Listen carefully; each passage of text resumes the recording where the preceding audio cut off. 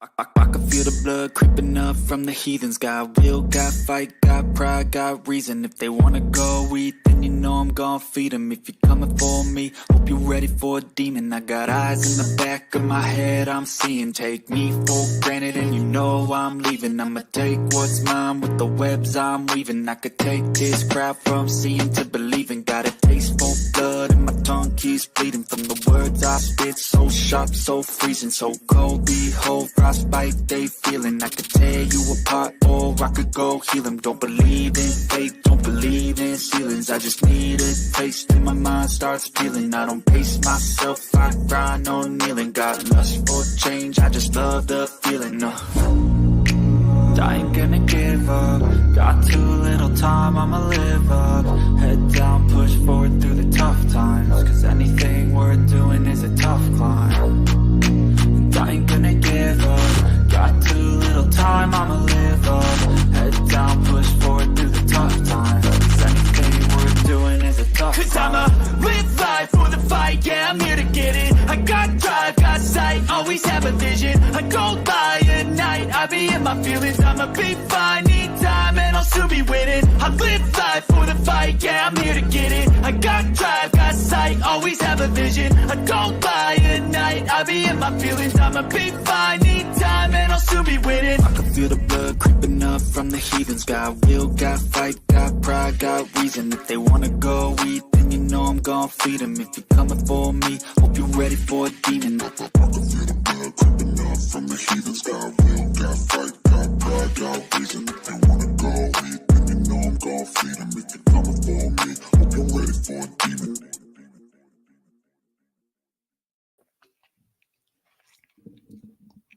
What's going on, guys? We back. So mic check, 1 2 1 2 mic check. And some of y'all might be confused by the title of this live. We're gonna get into it, and then we're gonna bring some people up in here, loud and clear. All right, cool. Career change. So this is something that I get asked about, whether it's on YouTube or whether it's around the shop or youngsters around the shop.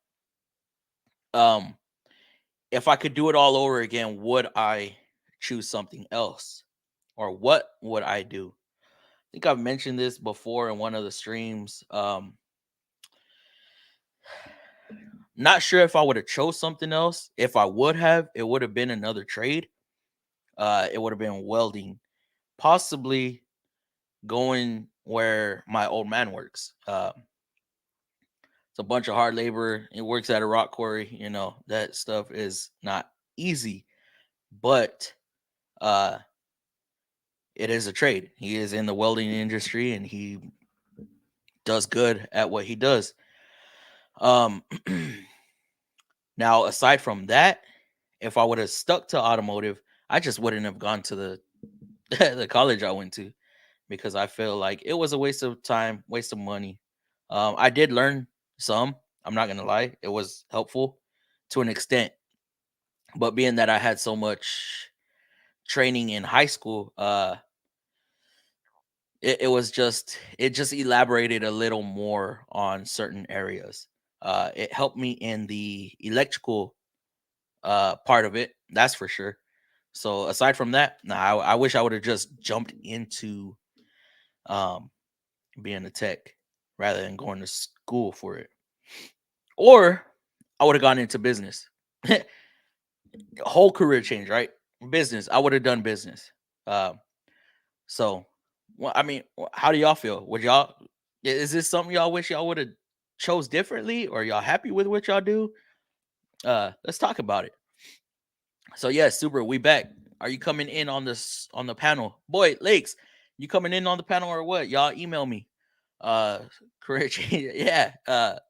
Would you choose a career change? DC tapping. Yeah, okay. What are you talking about? DC? Is this your first time coming in? I know I've seen your comments in the videos. But yeah, if this is your first time, bro, welcome to the stream. Thank you for joining the chat. And I hope you enjoy your time here. Continue. Yes, we are continuing. Dirty Curdy, bro, I got fired this week because of layoffs. So happy not. I am going to miss Nissan. Man, go apply at another Nissan, bro. Layoffs. Man, I've heard of furloughs going on in different industries. Oh my god, that's scary, bro. That seems to let me know that this might be the late 2000s again. Ooh, scurry. But man, bro, I'm sad to hear that you got laid off. Well, fired, laid off. I don't know. I don't know. Did you get fired or you got laid off? Is there a possibility of you going back? What's up, FM fam? Yes, for all y'all that weren't here earlier, welcome. You going to throw all those tools away? Heh, nah, man, no. No. I got asked that too. If you were to sell your tools, how much do you think you'll make back on it? Not much. Not much. No. Damn, that's a yeah, man. Sorry to hear, bro. Welcome back. Thank you, Nick. Damn, sorry to hear, bro. Oh, man. And contrary to where everybody believes, Nissan is actually a pretty decent company to work for. I'm not even gonna lie about that. I'm content. I'm happy, content with where I'm at. Maybe not the times right now, but I'm good. Loud and clear. Thank you.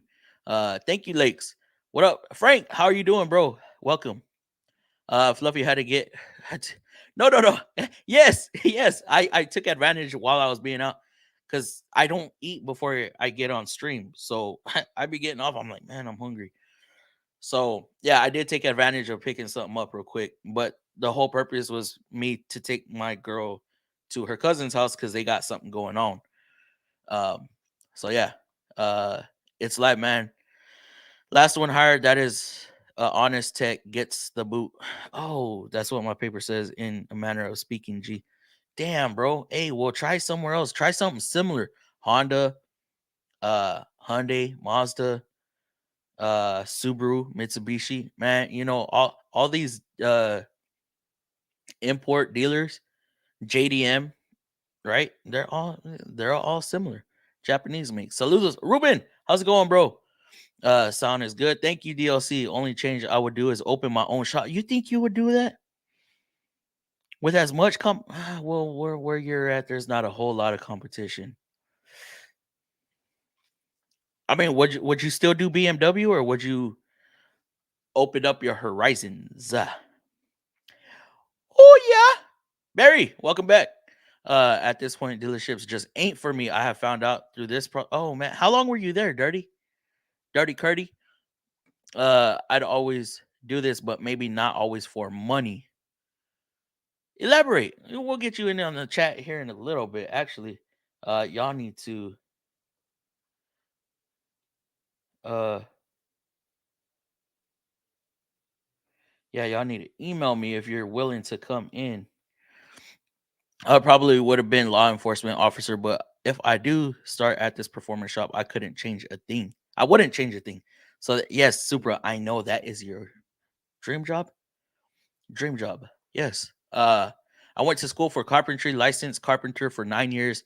Now I do drywall, but at the end of the day, you got to go where the money is. True, but you got to enjoy what you're doing also. Because if you don't enjoy it, if you're not happy with it, then man, you just feel miserable. I can go back in 6 months company policy. Do you think you'll go back? And I got 5 interviews this week. Hey, kill those interviews, bro. Kill them. Fluffy says he's gonna sell his soul setup for $3 in a case. Oh hell, Dr. Pepper. What? Maybe some root beer. I work for a company called Lithia. Where? What state? What state is that? I know nobody who has ever said integrated parking brake in the rear caliper is a good idea. Nobody. Do you think it's a good idea? My little brother and a couple people. Oh. Oh, so Chris knows what's going on. Oh, snaps. Y'all might know each other. Hold up. What's up, brother? Andrew P. Sound familiar? Yeah, right. We had you in here. Yes, welcome, bro. BMW only. Ooh, that's like me, man. I would do Nissan only. Nissan Infinity. I think I could touch Infinity, but oh, speaking of an Infinity, I forgot to do something. Oops. Uh, Meaning I wrench because I love wrenching. Oh, okay. So you wouldn't do it for the money. Oh, well, then what would you have done, Chris? I am here. I think I could be there. You think you could be where? Thank you for coming back. I was at my Ford dealership, second off Lube Bay, and I was a used car tech. I was at this place for 8 months to the day. Damn, bro. You almost had that year going. What exotic car company what do you work for if GM you had that option? If I wait, hold on. I'm having trouble understanding. What exotic car company? Oh, who breaks down a lot? I heard McLaren has issues. Yeah, maybe McLaren. Let's do McLaren. Change pick to show off my favorite booty. Oh, and that's a fat booty. Yes, sir. What up? What up, Chase? How you doing, bro? Welcome to the chat. Your uncle's coworker. Oh, yes, yes. Okay, welcome back, bro. Glad to have you on the stream. That's what's up.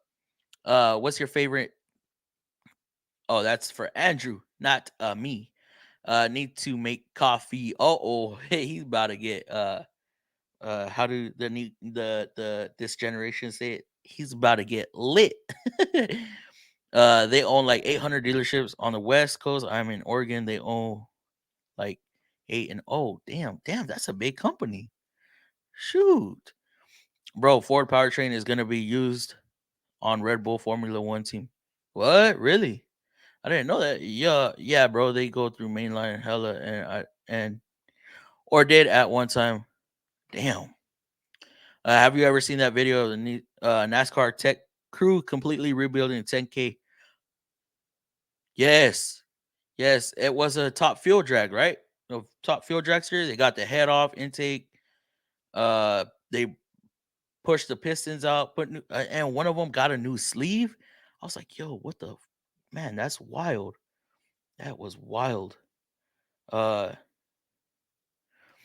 yes, Chris.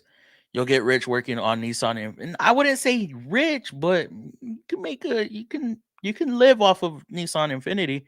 They always come on now, Chase. What do you think your next step up the chain would be to own your own shop or just to be the boss? What is the next step to make millions as a technician? I don't think you can make millions as a technician without owning your own shop and being uh man, you'd have to be nationwide or yeah, start up your own chain shop and just explode from there. But at that point, you wouldn't be a technician no more. But my next step, I don't know, maybe shop foreman. I've already gotten offered a position like that, and I turned it down because I told my manager, I'm like, I'm at the height of my career. This was in August, before shit just started taking a downward turn. But still, I plan to be wrenching for another 5-10 years. Second biggest company dealership wise. Oh, what? Damn. Lithia works with Nissan a lot. Oh, I bet they got their first priority on Nissan's list as of last year. Damn, bro. BMW is scrap metal American cars all the way. Oh, damn. Right now I'm thinking of selling my 750 Li for an exit. What the? I don't even know what that looks like, Andrew. I am so um uneducated when it comes to BMW. I'm a Chevy guy, but no sound like what? Nah,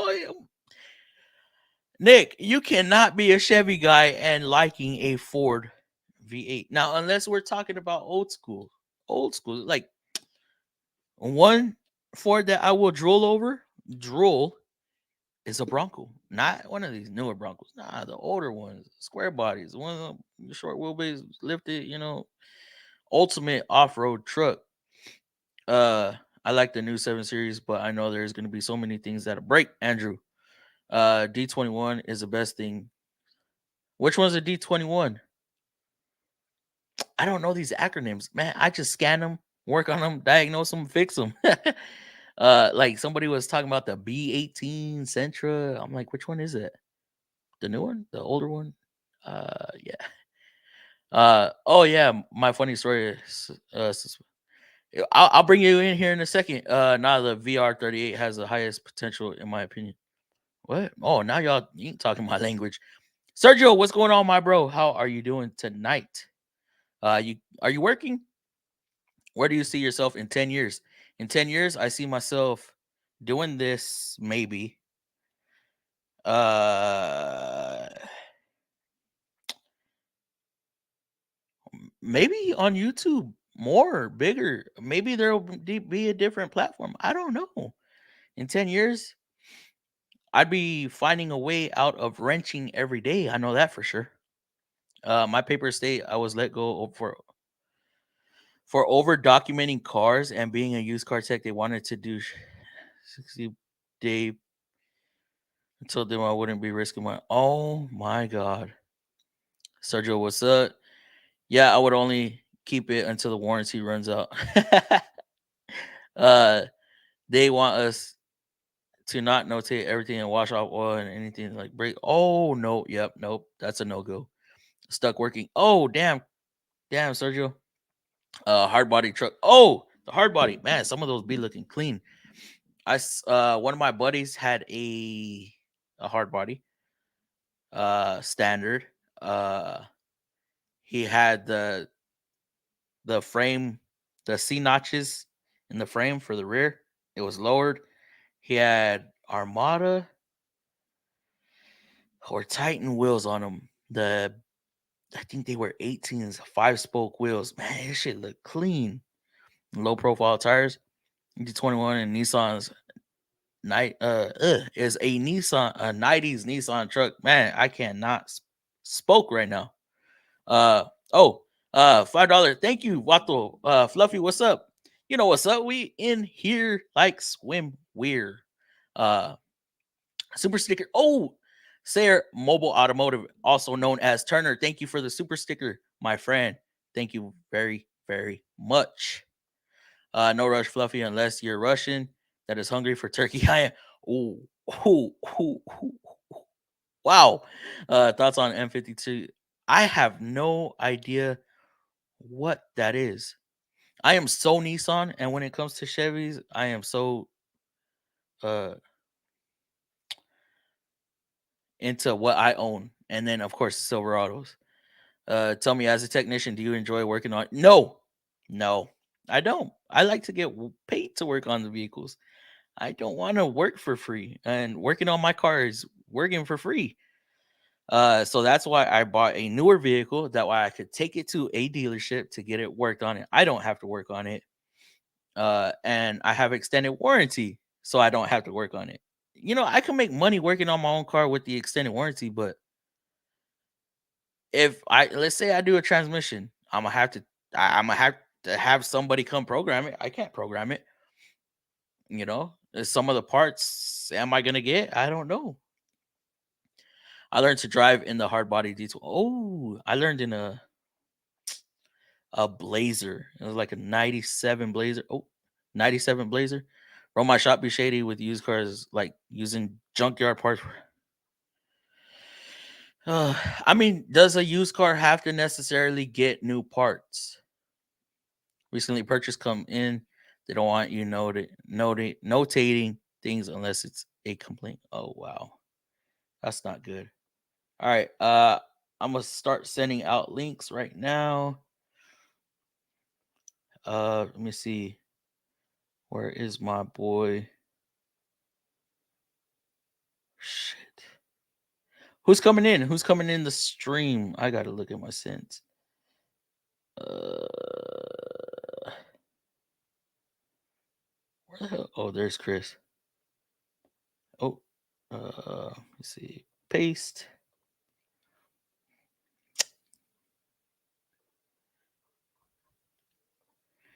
Y'all email me if you want to come in. Super, do you want to come in? Turner, I sent you a message already. Super, let's try not to get too carried away with talking mess about our dealers. Sergio always working. Well, lately he hadn't been working when we are going live, but tonight, man, it's a different story. You changing career, Gustavo? No, sir, I am not changing careers. I asking y'all about career changes. We got Turner up in here. Oh my God, you look tired. Long day, huh? Tired. Oh, just trying to be young. Who else is joining? Sending some links out right now.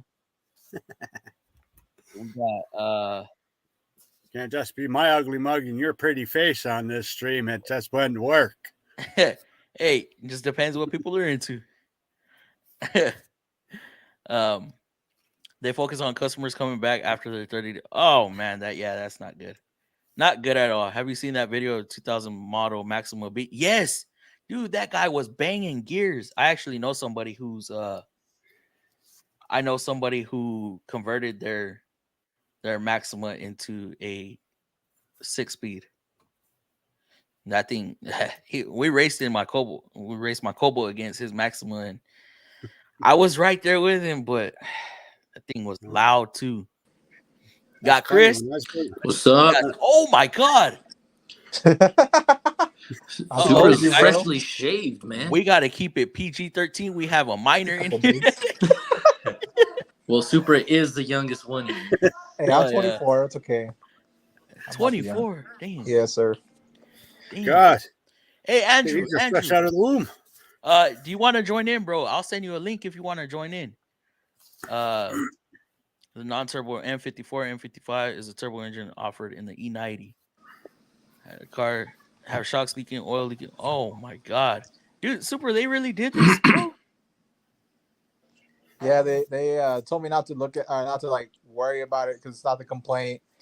Because it was gonna be internally done, but they probably looked. What I was told is they probably looked at it over at Used Car Recon. Yeah, already knew about it, chose not to say anything or do anything about it, and then ship it out to the customer. And when I have the car, I'm like, hey, you guys want me to do an inspection on it? They're like, yeah, go ahead. And I recommend all this stuff. And they're like, oh, never mind, don't do it. Wow. I was like, I mean, you have to notate something so that it doesn't come back to you. You know, I just had a used car that I did on a 2019 Honda Accord, and everything was cool on it. It really didn't need anything, so they were just doing flushes. But I did tell them before we did anything that the USB port, the second one for the USB port, was collapsed in. So you couldn't see it. It was just like a little rectangular hole. And I told them, they're like, we don't need to fix it and anything like that. And I was like, I'm like, you guys want to do that? I don't agree, but I'm going to put it down on my notes. They're like, yeah, put it down on your notes. At least say, okay, declined repair, declined this, that. All right, Andrew, I'll let him know. Yeah. Tell your uncle. Thank you for the donation, bro. Very much appreciate it. It's chicken leg. Sergio, I sent you out the link. A week later, I got the boot. Rehire. But I am rehire able. Oh, that's not too bad. At least you're rehireable, bro. Dude, yeah, no. As soon as I get that call, hopefully from that performance shop, I'm taking my box out. Yeah? Yeah. I don't know if I really want to wait a week or so. We'll see. Ooh, depends. Like, it's because just, you gotta remember. You gotta remember too. You always do want to do that. Not just because it's like a great thing, but sometimes you'll burn bridges, and you know they own that dealer, and they could own another dealer. They could own another dealer, or they might know people. Oh man, I can see you, Sergio. I'm driving. So. Hold on. You need a phone mount, Sergio. I mean, I do. He's in black. Hold on. Okay, now I can't see you. Places be shady. Well, I'm driving, so you can't. There you go. We could see you every street light. Every street light. We'll see them better when the red and blue lights show up. Don't say that. I'm in the company truck. That's why I'm going to a non-dealer. So where you think about going, Dirty Curdy? I'm on call this week. That's why. Yeah. They have the warranty, pay for everything, and then get caught up in that stuff. I think we're talking about third-party warranties, right? Extended service contracts. Oh God, I hate Mm. third-party warranties. Most of them only cover worn out stuff. Oh, it's broken. We're not going to cover that. Yeah. They're Well, it BS. broke I hate because it was worn out. Interesting. It all depends on how you word it too. Because I know Yeah. a lot of us, so we do control arms, right? If you say they are tearing or cracking, yeah, that's a no-go. You say they're separated, It's too bright. you got a Mhm. claim. But Andrew Flores, I sent you out a link, bro, if you're down to join in. But I don't know, Chris, do you do a lot of extended service contract cars? I mean, what would be considered a lot? It depends. I know you're the real tranny king, so Damn. Yes, is. What street are you finding these trannies on? I mean, you do live in the Palm PG. Desert area, so hey, Yeah. whoa, hey, Sergio, too much information. Sergio just outed me right now. well, that's a pretty big area. I mean, I would say, yeah. Well, we won't repeat it. Cut. I'd call it the Valley. the Valley. That's lot- it. There we go. Mhm. You're not blonde enough to be from the valley. No, different valley. There's different valleys, Oh, like the Valley of the Shadow of Death. I'm just kidding. This is more like a meth-filled valley, A what? more like a meth-filled valley. But Field Valley. I was like, wait, a what? A what valley? Oh, you live in that neighborhood that you got to look for the needles under the hood before you work. I mean, I've worked around where he lives and stuff, or at least where he works. Uh-huh. It's not that far from the truth. Really? What's Oh, going I on, know Raging? what How you're you doing, bro? talking about. Everyone in Yeah, chat. not far from there, but where I guess so, but it beats where I used to live. That's for sure. Yeah, and actually, Like- that area you I don't know if you live there or if you work there, but yeah, or just work there. But it's not a bad area. It's The area that you're talking about, it's compared to where I used to live, it doesn't worry me. I'll put it that way. Lakes, Yeah. did I send you Lakes? I did send you a link. Oh, Yeah, but I like can't- you were I saying, can't- what's considered a lot of extended service contract claims? I mean, third party, I should say. Third party, right? You mean? Yes. More than three a week. Oh, no, A lot? not that many. I don't know. No, not that many. At least not me. I mean, somebody in the shop must be, but it's definitely not me. I get like 1, 2, if I'm lucky, 3 a month. Are y'all? Oh God, seriously? Mm-hmm. But I mean, it really doesn't matter. I mean, the guys. know over you're here, there. man. They You're saw. the I guy to just. go to. I've had 2, 3 CP transmissions. CP, and the guys here, they sell, man. I mean, they sell a lot. Just that it's been a little slow. But extended. I mean, we sell one. It's called. Our dealership sells one called Sentry. I don't know if you guys heard of it or not. No. So what I've heard Yeah, when it we comes got to those, Sentry up here in Canada. They're horrible to work with. oh, I will God. not. Is it touch the their same warranties. Sentry? It's got to be because I only know one 20 Sentry, and they're 21st from century? Spelled with a C or Washington spelled with State, an S? start with it's spelled with an S. Oh, okay. No, well, they're really. I mean, Because the one I work it's a with- U.S. provider that's insuring cars up here in like warranting cars up here in Canada, yeah. and a lot of the smaller dealerships are using their third-party warranty, but they are hard to get anything out of up here. Like I hear that, like they're one of the ones that I hear their name and it's like, no, sorry, I can't do it. Sentry approves. We've hadn't had them turn down anything unless it was like at lack of maintenance, like sludge buildup or anything like that. But they've approved anything. For up we've- here, because our labor rates are different than down the stateside, they look at our labor rates and they're like, well, we're not paying that. It's Mhm. like, well, when you do the conversion U.S. to Canadian, it's actually not that expensive. But they're like, well, no, we don't. And that's what we're having the problem with, is they're just not understanding the exchange rate. Like like our $100 up here is only $60 down there. So. Barry brought up a good point. He said service contracts will only cover the part and labor, will not cover one-time use parts. Yeah. I include one-time parts on there. Do to you? be honest, I do. What do you mean by one-time use parts? One-time use parts are parts that you can only remove once and you cannot reuse. For example, some cotter pins, O-rings, intake gaskets, seals, some of them, like exhaust gaskets, that kind of stuff. Yep. Yeah. Some of the nuts.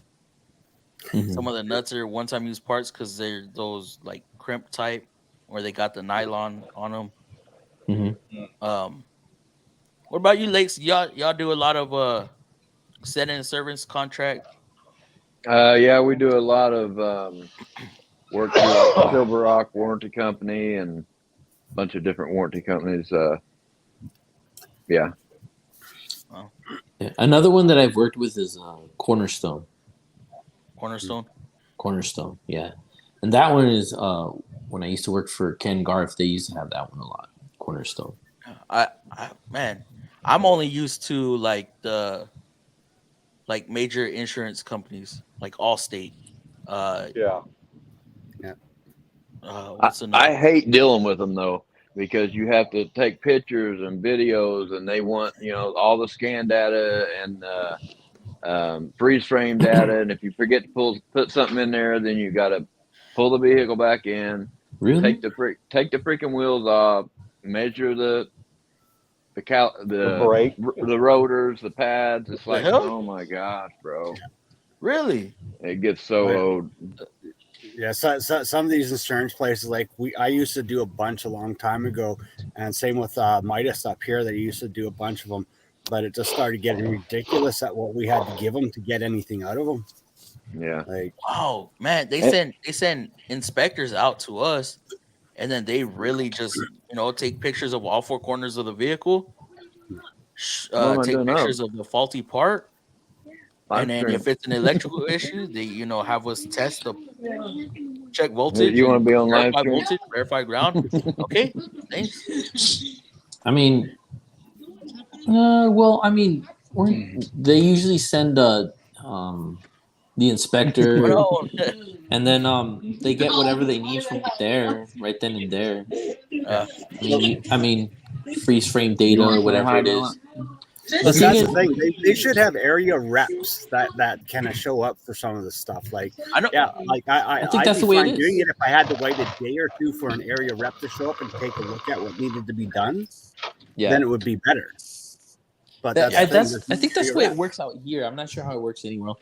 But I mean, they come out like the next day or something like that, and they check everything out, and usually they say yeah. I like when the advisor is the inspector. Then it usually gets approved quick. Yeah, like 24 to 48 hours waiting on them. And then if you got a vehicle in your stall, and you're like, how far have you guys had to tear an engine down to get an engine approved? I have a couple on my channel. Pull the pistons out, do a ring gap test. Oh my goodness, bro! It's so freaking ridiculous. At least at Nissan, CarShield warranty company is the one that makes CarShield. I've heard anything that has car in the freaking company's name. Horrible. Used parts, used transmission. Yeah. Oh my god. They've sent me whole. Not even like remanufactured transmissions or nothing like that. Silver Rock will, but CarShield, they all junkyard parts. So Nissan has we got CarShield up here, and the Canadian government has actually started to ban them. Like they're not they're banned in Alberta, Manitoba. Working to get them out of BC. They do everything they can to deny the claim. Yes. And then they'll be like, oh, we're only covering $100 per the hour, so the rest falls on the customer. Yeah. Well, it's like, then what's the point of the warranty? It's funny because there was a guy that replaced the transmission 3 times. 3 times. Wow. And each time was what, Chris? It was on a maximum, about 14, 15 hours. Yeah. All that labor they paid when they could have just put a remand. Yeah, Yeah, and dude. been Same cheaper. situation. I was in the same situation. They had an Altima, and they kept getting the transmission from LKQ, and I'm like, normally I would say it's all right, but you don't really want to do that. You don't know the condition.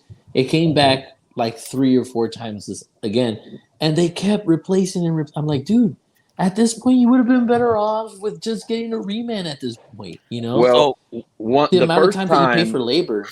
the first time's on the warranty That's company, nuts. but the second, third, fourth time is on LKQ, and LKQ has to pay the labor. As long as you bought that transmission with the parts and labor warranty, which we do all the time, then it's always on LKQ after that. Well, sometimes LKQ, well, depending on the junkyard, I ran into LKQ only pays like $50 or $60 an hour. Yeah, they're basically covering the technician's pay. You know, the shop's not making a bunch off of it, Yep.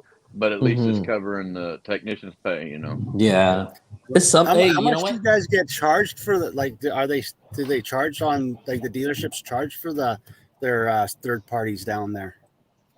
Because like up here, it's an average of $2,500 to $3,000 for a third party warranty. I have no idea.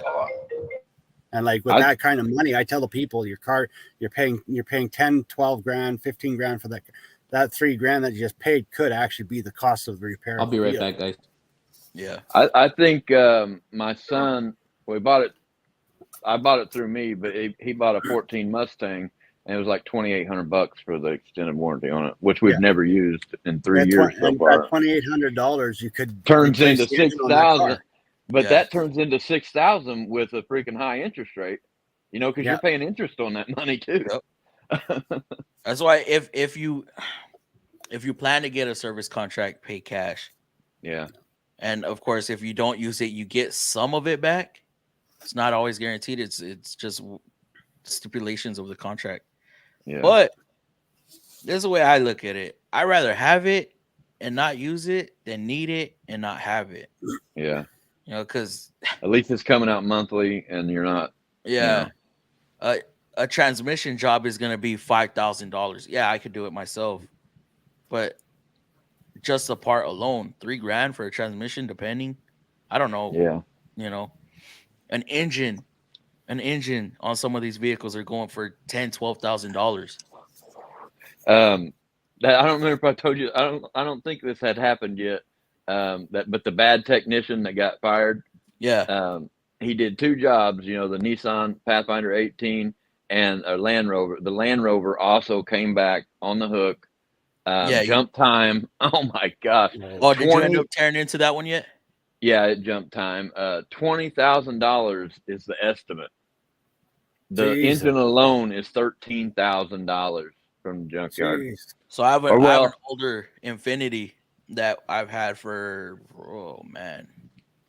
God, these are gas engines. They're getting up to the price of diesels. Like a Land Rover. I have like a 2011 Infinity. 5.0 a used engine is 11 grand. Yeah, it's crazy. Like used engine, 11 grand. Jesus. Yep. Hey, sorry I'm a bit late. So how was everyone's week? My week was actually decent. I actually made a decent amount of hours this week. But it's not enough to offset the past 3 months of not flagging. This is this check today was my worst week in over a year. Oh my God, Lakes. I brought home like almost 1,800 last week and brought home half of that this week. Oh. Yeah, I hear you. It's been slow here. Well, I'm getting to work. It's just not going fast enough to get the pay. Yeah. For the last 2 weeks, I brought home half of what you brought home. Oh boy. Yeah. So it's crazy out there right now. Yeah. Well, you guys get hungry, coming up here. I'll feed you. Oh, I'm about to. I'm about to get on Turner. Rabbits. But I'm about to hit up Sergio for a job. Shit. Oh. Well, that's the thing is like I'm getting lots of work. It's just waiting for the parts to come in. Yeah. So I get the job What's and I up, just keep JGH? going from job to job to job, not doing anything. Then the parts come and then I have this mad rush to get everything done so I can make my money. Yeah. And you know, I made. I So made you guys what, want to hear a funny story about how smart I am? Yeah. Oh no. That Ford 6-liter that I've been working on for my friend for the last 3 weeks. Today I'm getting it all buttoned up, putting the fluids in, start putting the coolant in, start pressurizing it. I hear the infamous hissing sound. Yeah. And on a 6.0, that's not a sound you want to hear. And then Head it dawned gasket. on me that right in front of my face is the brand new radiator that I forgot to put in it. Oh, nice. So I got to drain the fluid, pull the fan shroud off, get. I was all excited, like, all right, I'm done. Yeah. No. So I'm back That down sucks. to only needing 100 hours to hit my 4,000 after making that mistake of erasing a 350-hour video. Man, you told me that. I was like, oh my God. But it said copyright on it. So would they have or would they have It just depends. denied it, or? I think as long as it's not a copyright strike. Yeah, because I think there's different like levels, right? Like Yeah. there's It said zero. there's one that strike. says like, oh, this video has like copyrighted music or whatever, but Yeah, it's it not was a music. strike if somebody doesn't like, complain So I about it. screwed up. Basically. Eh, But I shit happens. redid my cart video today, so hopefully that'll get me over. Yeah. Yeah. Yeah. Man, what did your service cart or your diagnostic cart do? It hit 5,800 pretty quick, and then just leveled off. the diagnostic cart? Oh no, it didn't do nothing, bro. I was like surprised. like when I 200, 250 So- or something. Yeah, Yeah, I gotta. it's- I've it's been meaning to good watch that timing. video. I've posted videos, gotten like 5 views, and then 3 hours later, I posted another video, and it's got 1,500. yeah, it's weird. We got to figure out the time that everyone is online. Yeah. Like they say that's not a Yeah, but I mean it's Like- global, right? So the time doesn't really Yeah. matter. Yeah, but so like on but mine, let me show y'all something. But you can go in there and see the heavy traffic time. Yeah. but But love yeah, your it's art global. You guys are about to go on an adventure with me. Yeah. Trying to see if I can get into this building. So like video. Oh, we're witnessing a beanie. Not even. so this is based on Not my even. viewers. Yeah. Right. So on Sundays, people are on YouTube pretty much Yeah. throughout the whole day, and then throughout the week, not so much. So I try to start my uploads around 2:00. Oh. Now And then for that your one- long content or for your shorts? My long or what? content, I'm pushing around 2:30 ish.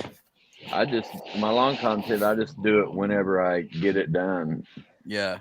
The shorts, So- I try to do at noon or 3 p.m., but I don't know if it makes a difference. But But I just put them out whenever I'm actually doing them when I'm working. I don't time them. the thing is too, our notifications being pushed, right.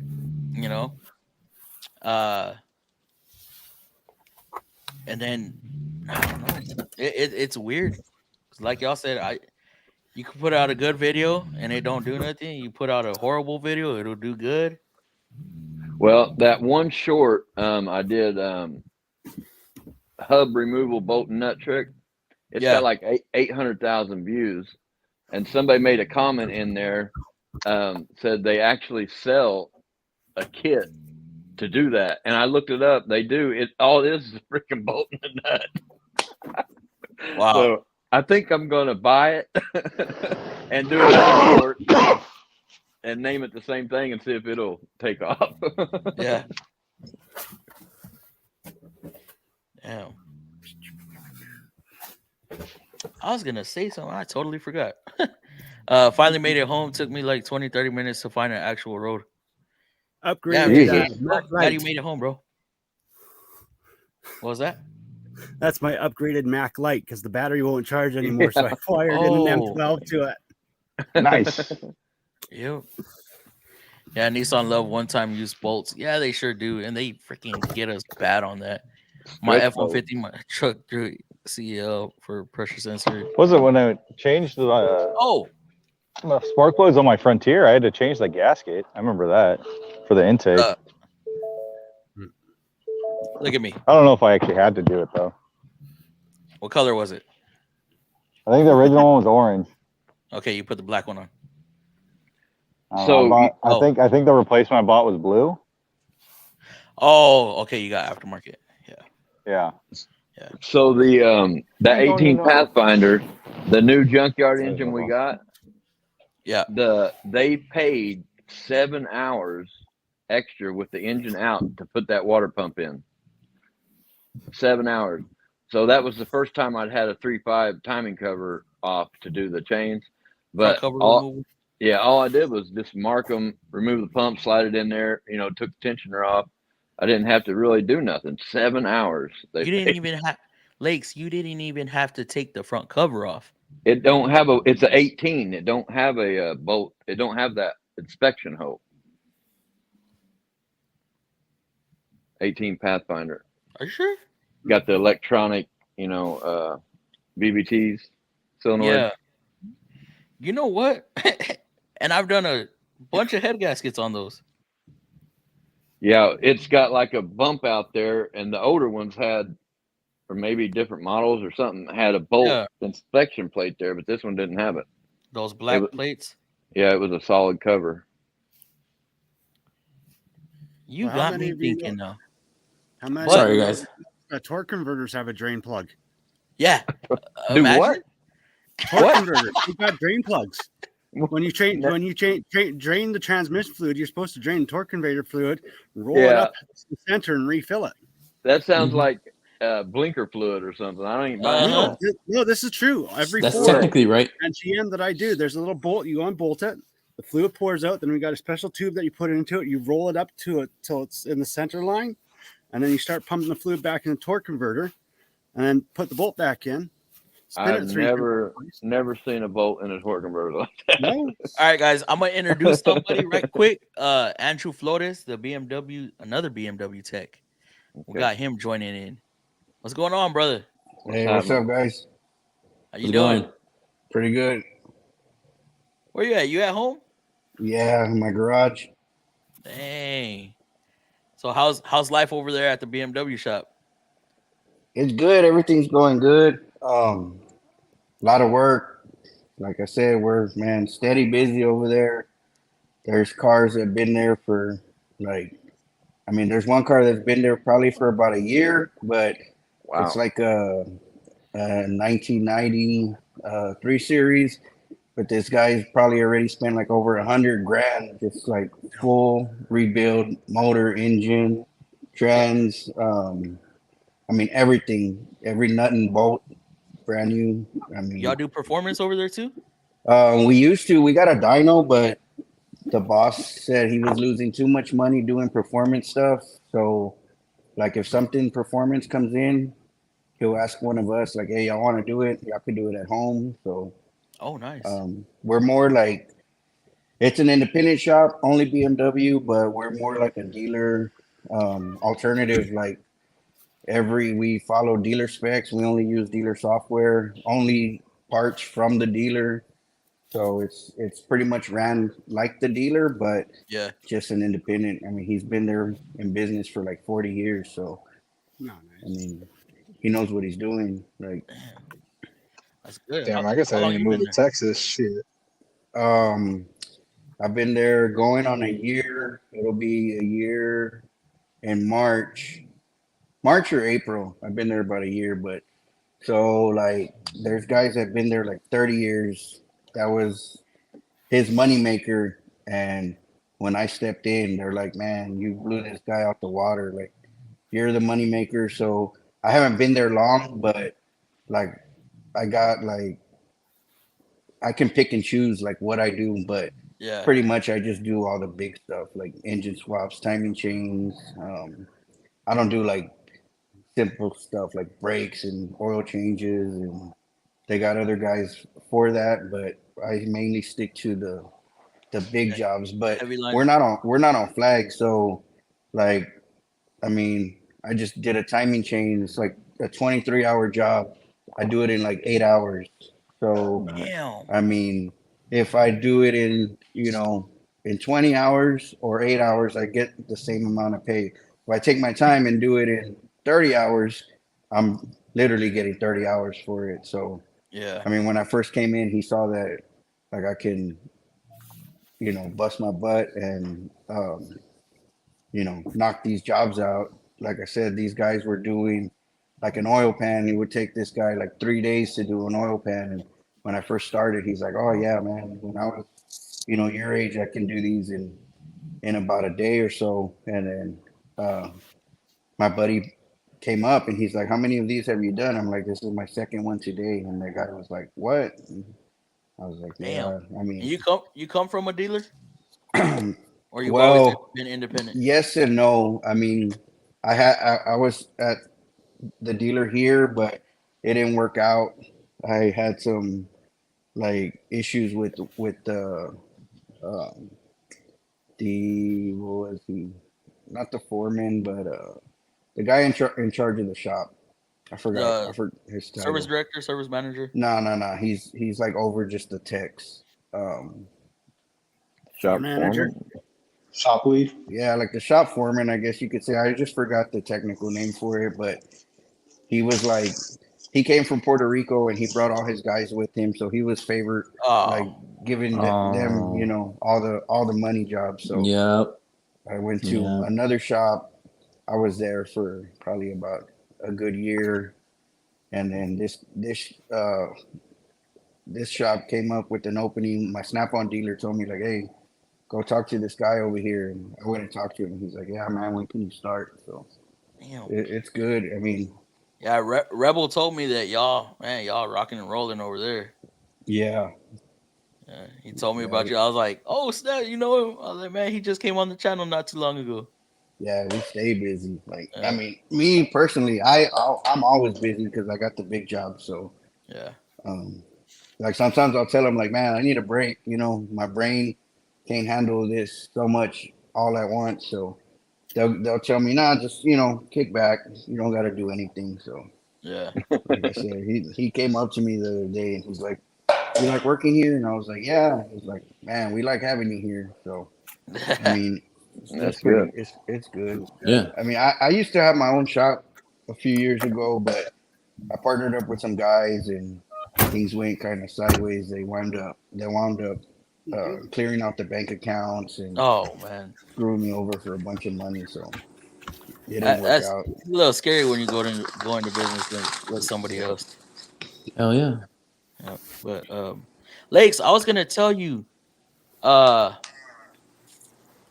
So remember that sludge engine I had where we were talking about the whole water pump thing?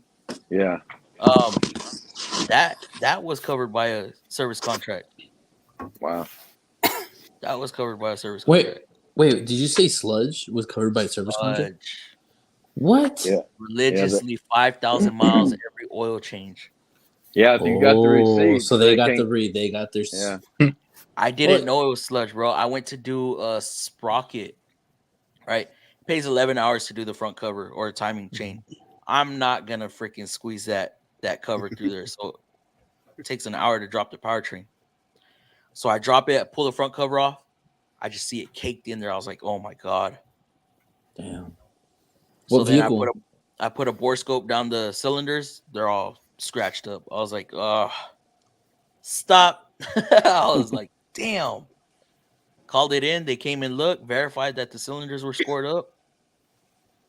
They put a junkyard motor. I'm fine with junkyard engines. It's just the CVTs I don't trust being junkyard. I know which one. I think I know which one you're talking about. That was when I started the channel back up. Mm-hmm. I was flooding with shorts. Pathfinder? Yep. Yeah, I remember it then. Yeah. Yep. I remember that video. And if y'all notice, junkyard motors, what all do you guys change on them before you throw them back in? gaskets. Mhm. Gaskets. Doing I oil usually change. tear them Hey, down as far as I can and make sure everything's good, seal them back up, new timing sets, and throw them in. So let me correct that.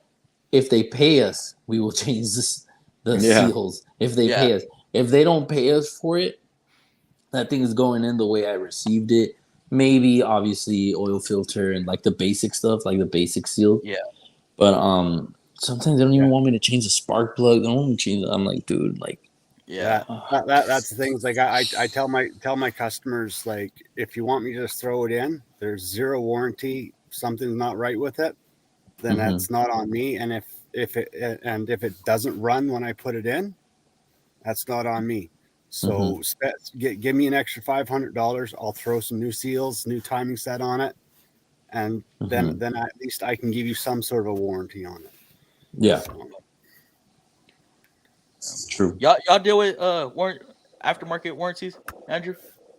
Yeah, I'm pretty sure we see a bunch of the same people. yeah, we do. Master Tech.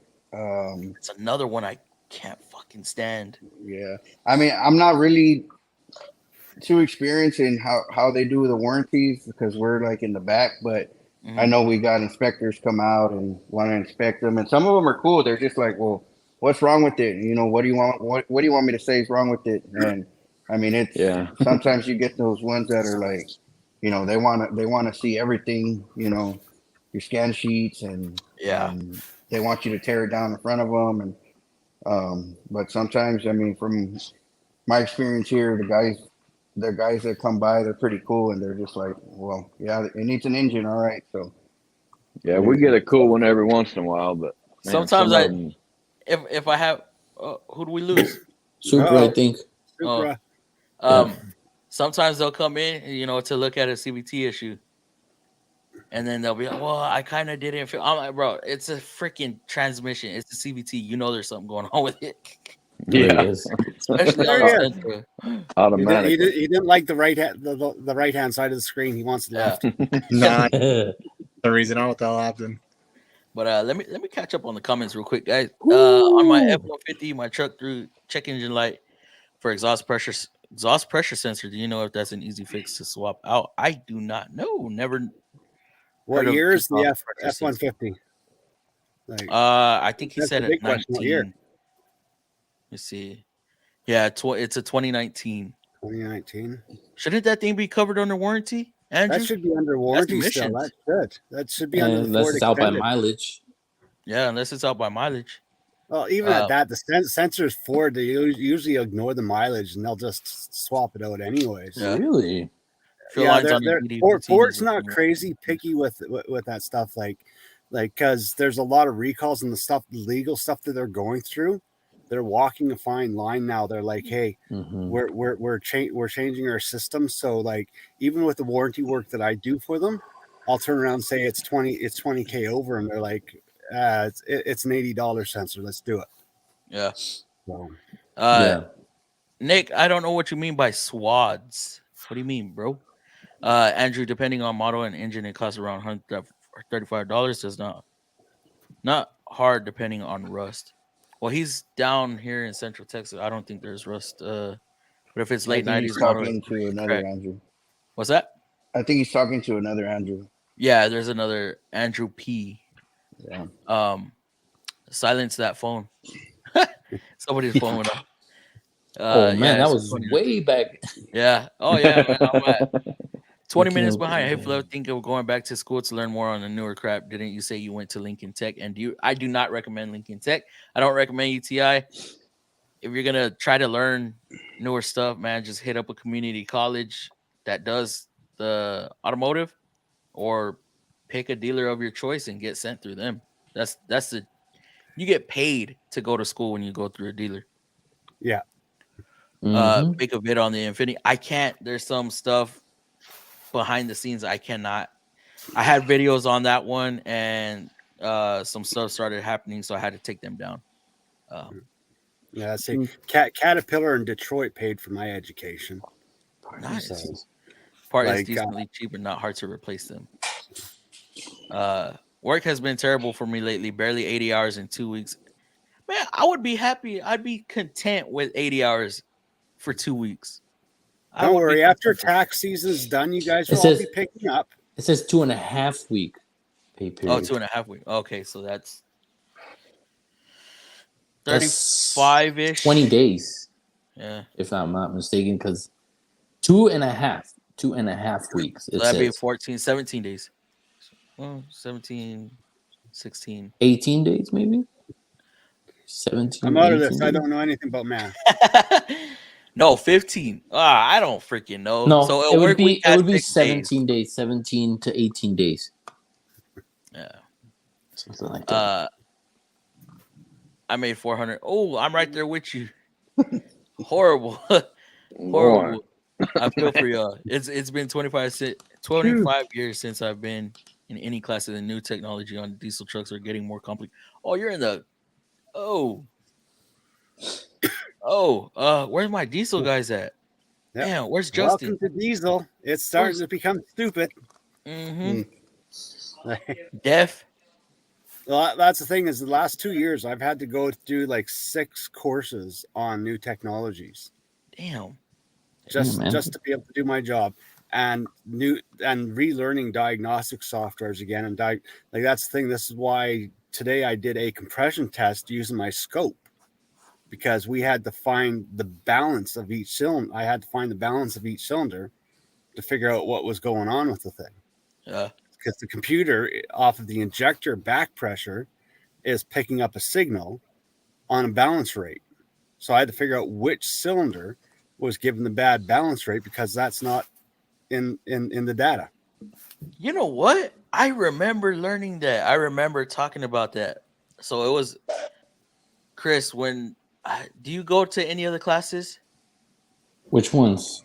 For Nissan? Yeah, I went to all of them. All of them? Except for obviously the specialty classes. So when they first launched F1, they came out with F1. Emmett. They came out with Emmett, and they came out with there was a course on. The Emmett is the audio unit one, right? Emmett, the Emmett tester. Okay. We touched on the Pico scope. The scope. I wait. The Pico scope. The Pico scope. Are we even allowed to elaborate on that? It's a Pico scope. Everybody has. Yeah, it's not. Yeah. So I know we use the scope, the one that we use for the MI, but I'm not sure which one you're talking about as far as like the Pico scope. The new one. The new one? Not the MI. No, there's a new one. The Pico scope that everybody's talking about is like a little box.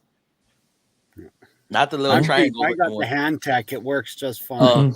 But so I'm trying to get into the new F1 class, but they never have anything open.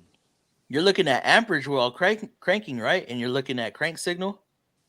So the amperage that the starter is drawing, you're able to know whether it has good compression or weak compression. Because of course, depending on the stroke or the position of the crank, and if it's drawing low amperage, you know that cylinder is weak. If it's drawing a higher amperage, you know that cylinder has good compression. That's crazy. Yeah, the graph will be peaks will be the same height, but if one is way down, and when this one's down, this one will be up because the crankshaft's moving faster when it comes up to the next cylinder.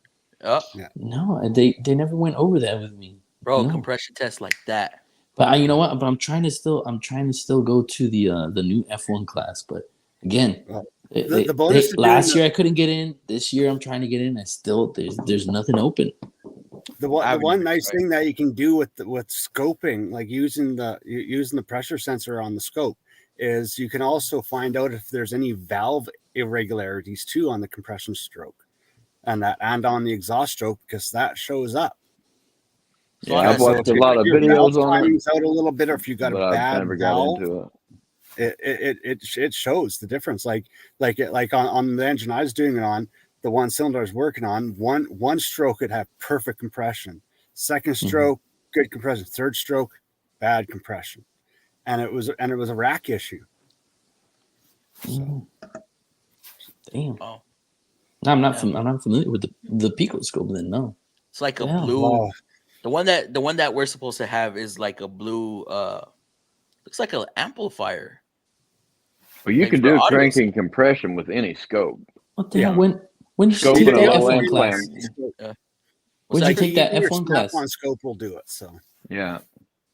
Oh man, like 2017, 2018. I want to say it was the one when they first launched F1, You know what? or maybe it was a new model Armada class. I'm gonna have to check the last one. I'm But gonna have to check. I'm gonna go through the history of which classes I took. And I'm gonna see if I even I'm actually getting Well, sent I to didn't- ARIA soon. are you Uh-oh. are you certified? I already finished that on the online one already, but hey, the freaking the AC system in that thing. I heard it is a pain. Oh my Our shop god. foreman went and he's like, dude, this thing, pay attention to your class. Oh my god. I looked at the refrigerant loop and I was just like Yeah. what? There's different stages and it does different things and it cools the Lakes, battery and then all kinds of like I'm like, have you looked at like the AC system, how an AC system works on EV vehicles? Do y'all get any EVs? Hybrid. You know. Hybrid? Yeah. We don't really like the Volt. I think is the only EV that I've actually, solid EV that I've worked on. on older hybrids is not that difficult. Yeah. It's not difficult at all. It's just What about y'all, Andrew? Yeah. Dude, I was looking at it and I was just like, what? Yeah, we do I was like, some. what the heck? And then the way we have to jump it, if we're gonna jump it, that's crazy. But yeah, I want to get sent out, but there's a lot more stuff that I got to do too. Even though I finished my online. Hopefully next week I'll have some really good information on the new Ford diagnostic and their new handshake protocols and their whole entire remote diagnostic and the information that gets sent from your vehicle directly to them. They'll be recording, like if you sign the agreement, they'll be recording every single thing your vehicle does. So when something goes wrong, they can technically diagnose it over the phone. Nice. Sounds like a way for him to get out of paying for warranty. Well, he was tacked at 7,000 RPMs at the time. Well, no, a lot of it has to do with the fact that their warranty is crap. Like their vehicles are crap, and they're trying to do it to bring up their quality. So, but like that's the thing is, you also lose a lot of your privacy on it too by doing it. Like heck knows, you might have some weirdo working there going, I'm going to use their internal camera to see what they're doing right now. Are those nuggets? Yeah. Hey guys, I gotta get off a little early, guys. On the EVs you're talking right, about, are they the ones that they don't have a See you guys. condenser? Good night, buddy. You guys have a good night. Same with you. See ya. Thank you. Okay, what was that? On those EVs, are they the ones that you're talking about? They don't have a condenser for the AC system. What? Wow. What?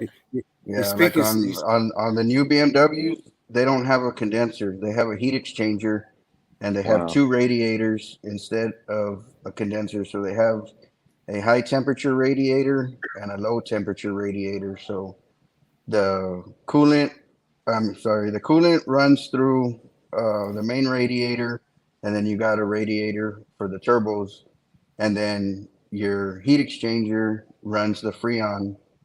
So it's like a small, I don't know if your transmissions have like small little heat exchangers on them. Cooler. So they're pretty much the same thing. It's a small heat exchanger that the Freon runs through. So it has no condenser. It's like it has two radiators, and one radiator, like I said, is for high temperature. Second radiator is for low temperature, which is just your regular running radiator. High temperature will be for turbos and whatnot. And then your AC system does not run through a condenser. It runs through a heat exchanger.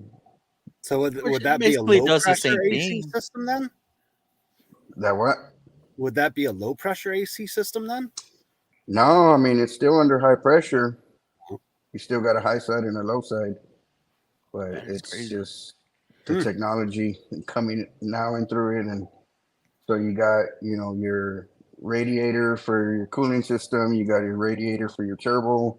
It has a radiator built into the intake manifold, so it cools the air going into the intake. Then you got some that have radiators behind the bumper that'll cool, transmission. You got another one on the other side that'll cool your oil. So some of these newer BMWs have, That's crazy. 4 or 5 radiators. Damn. Nope. Yeah, that's crazy. Well, I'll be able to talk a little bit on that as I go get this class done. Yeah. But I wish my shop would pay for training. That'd be pretty cool, but not that lucky. I wish or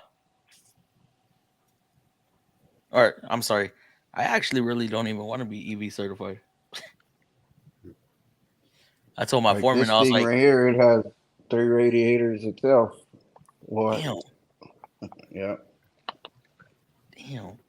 Yeah, EV kind of like to me it's just all new equipment that I don't want to have to buy, so I'm hoping I'll be dead before it becomes a major thing. like a battery lift. Oh yes, but I this is not EV. EV. This is straight gas engine. I'm still surprised on that drain plug you were talking about on the torque converter. Yeah, that's crazy. A lot of torque converters do have drain plugs. You drain, like when I do my F3, like when I do my Fords, the torque converter on the 7.3s, the 6.9s, the Power Strokes, there's a little plug that you undo. You drain. So you're saying mainly on diesel?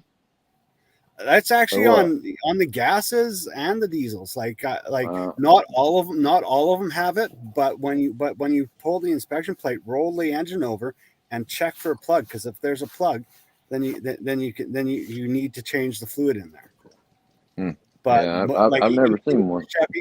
My Chevys, like, is a big thing on the American vehicles. Like a lot of the torque converters are actually maintainable and serviceable without having to take the transmission out. That is crazy. But a lot of mechanics don't know this because they're not taught it, and they're not even told to look for it. Like it takes a couple seconds to check. Yeah, and a couple seconds can make a better fluid change. It's kind of like when you're doing your oil filter. You also have to think about any other secondary systems on the engine that have like an oil reservoir that doesn't drain into the bottom pan because there's no pressure pushing that oil down there. So you got to get a siphon hose to siphon the oil out of that reservoir and then go from there. It's the same thing. Wow. Like a lot of service, like a lot of lube shops that they're only doing half the job when they're doing the oil changes. Yeah. So. Damn, that's crazy. Wow. Learning something new every day. Yeah. Welcome, Andrew. Career change. Chrysler Tech. We're talking about in the beginning of this one, talking about would you have changed anything? Would you have chose a different career? If so, what? Not necessarily that I'm changing my career. Hell nah. Love doing what I'm doing. $100,000, a true meaning of BMW. Broke my wallet. You said that guy did a full engine rebuild? Yeah, I mean, not just the full engine. I mean, the full car from bumper to bumper. I mean, full restoration. He spent over $100,000. And what was this on? On E30, so that's like a 1990 325. Is it an M series? Or was it just a regular 330? Nah, that one's just a regular, but he did all the M bumpers and of course. Yeah. Wow. And right now he has another one there. Same thing. He's gonna do a clone of it, and he has an M5 there, and he's already. I mean, that car's been there for probably like 3 months, and he's already put at least. I mean, 50 grand. I mean, he's from like California, and he sends them down in a transporter, and he's just like, I mean, money's no object to this guy. They got that stupid money. We got an M1 in the shop, so that's like a pretty much like the rarest BMW. Is probably like valued at over $600,000, and it's like a 1980. I don't know, something. I don't even know what year it is, honestly.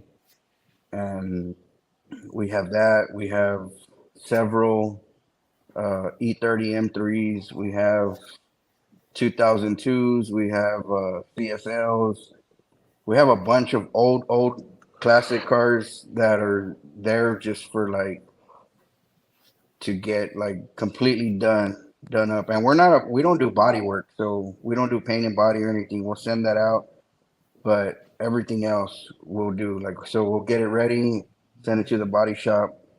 They'll do what they got to do, send it back as the shell, and we'll completely put it together. I mean, I'm talking all brand new suspension, all brand new drivetrain,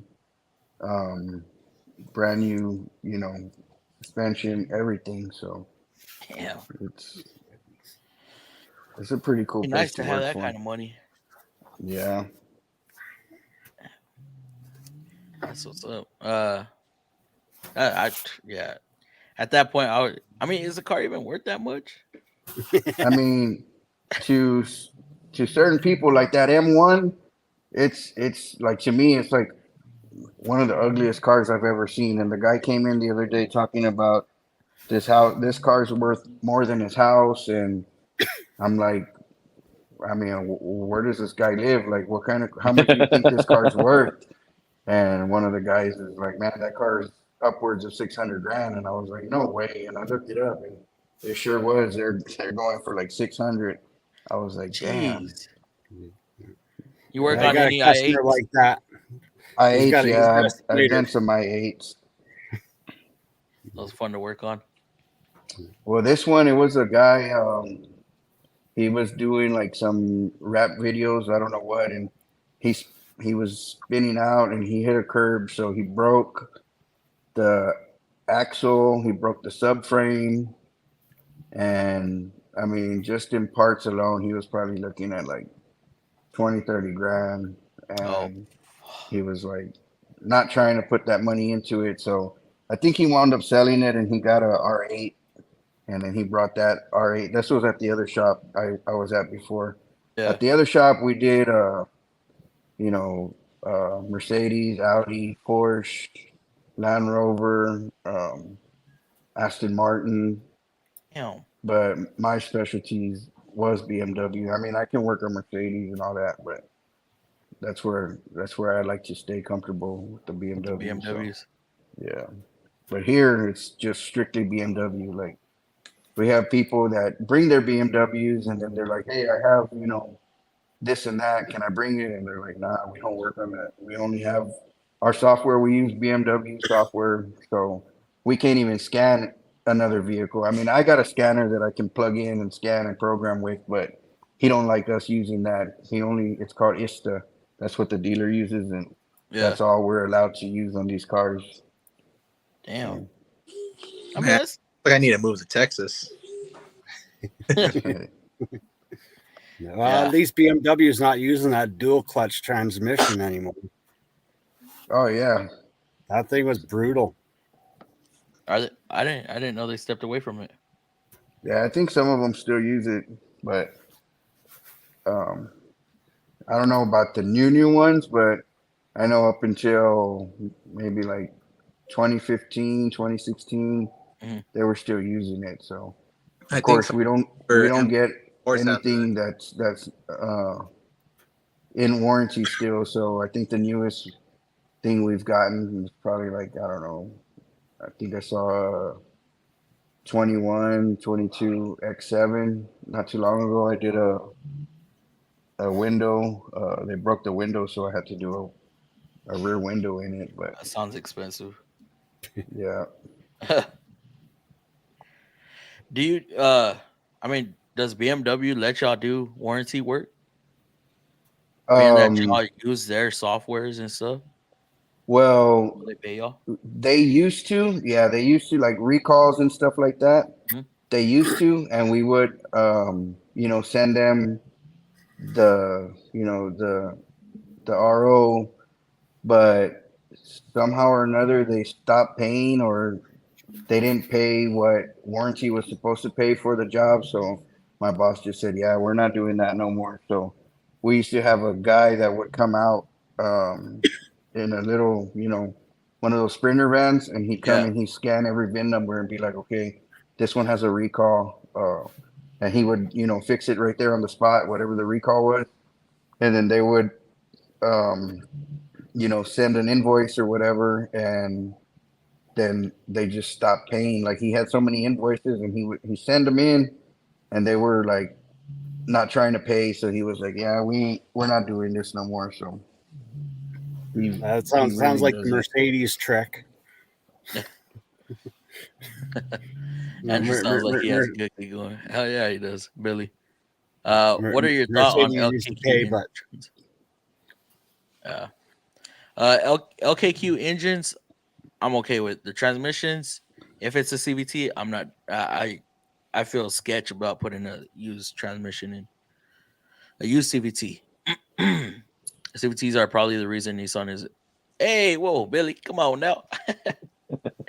I don't know that. Let's see. Rebuilding a CV versus throwing it, like there can't be that much price difference to gain off of that, like peace of mind, like because I've seen you rebuild them and a couple other people, and versus a normal standard transmission, it's got to be more peace of mind. Just to used doesn't make any sense. Yeah. So we can only rebuild certain year models. Because they don't offer us a rebuild kit on like the previous generation CVTs. So, and we only do it under warranty if it's under warranty, because of the cost for the rebuild kit versus a reman. So, if I were to charge a customer, it'd be almost 20 hours of labor, almost double the labor, and double the labor is going to outweigh the cost of putting a reman. For sure. Yeah. Just So Billy says, in my opinion, Nissan has some of the best engines in the industry. I'd feel safe doing a junkyard engine, especially 2.5 liter. I've said that. The 5.6 in the Titan Armada, it's a stout engine. The 4.0 stout engine, aside from the timing chains, and the oil galley gasket. But that goes at 160 to 200,000 miles. Once you replace them, you're good for another 150, 200,000 miles, maybe longer. And also it depends on the oil you use too. Definitely depends on the type of oil. Fluffy finally got assigned a big custom job. Yeah, I seen that. I did see that. I've not got to do scope work, but watch videos of other technicians, and it's so interesting on the multitude of uses from cylinder contribution down to CAN communication. Well, for anyone that wants to start playing with scope stuff, get an inexpensive Handtech like I got. It actually works perfectly fine, and all the connections like $500 in gear and get you set up to do 90% of anything that you can do with a scope, and just play with it, explore with it. It's worth it. Yeah, they're real good for CAN communication issues. Yeah, like it's a good investment no matter what, even if you're just a hobbyist. It's worth it. Like you don't have to get the Pico or the $6,000, $4,000 unit. You can get a $600 unit that works perfectly fine and do everything. So.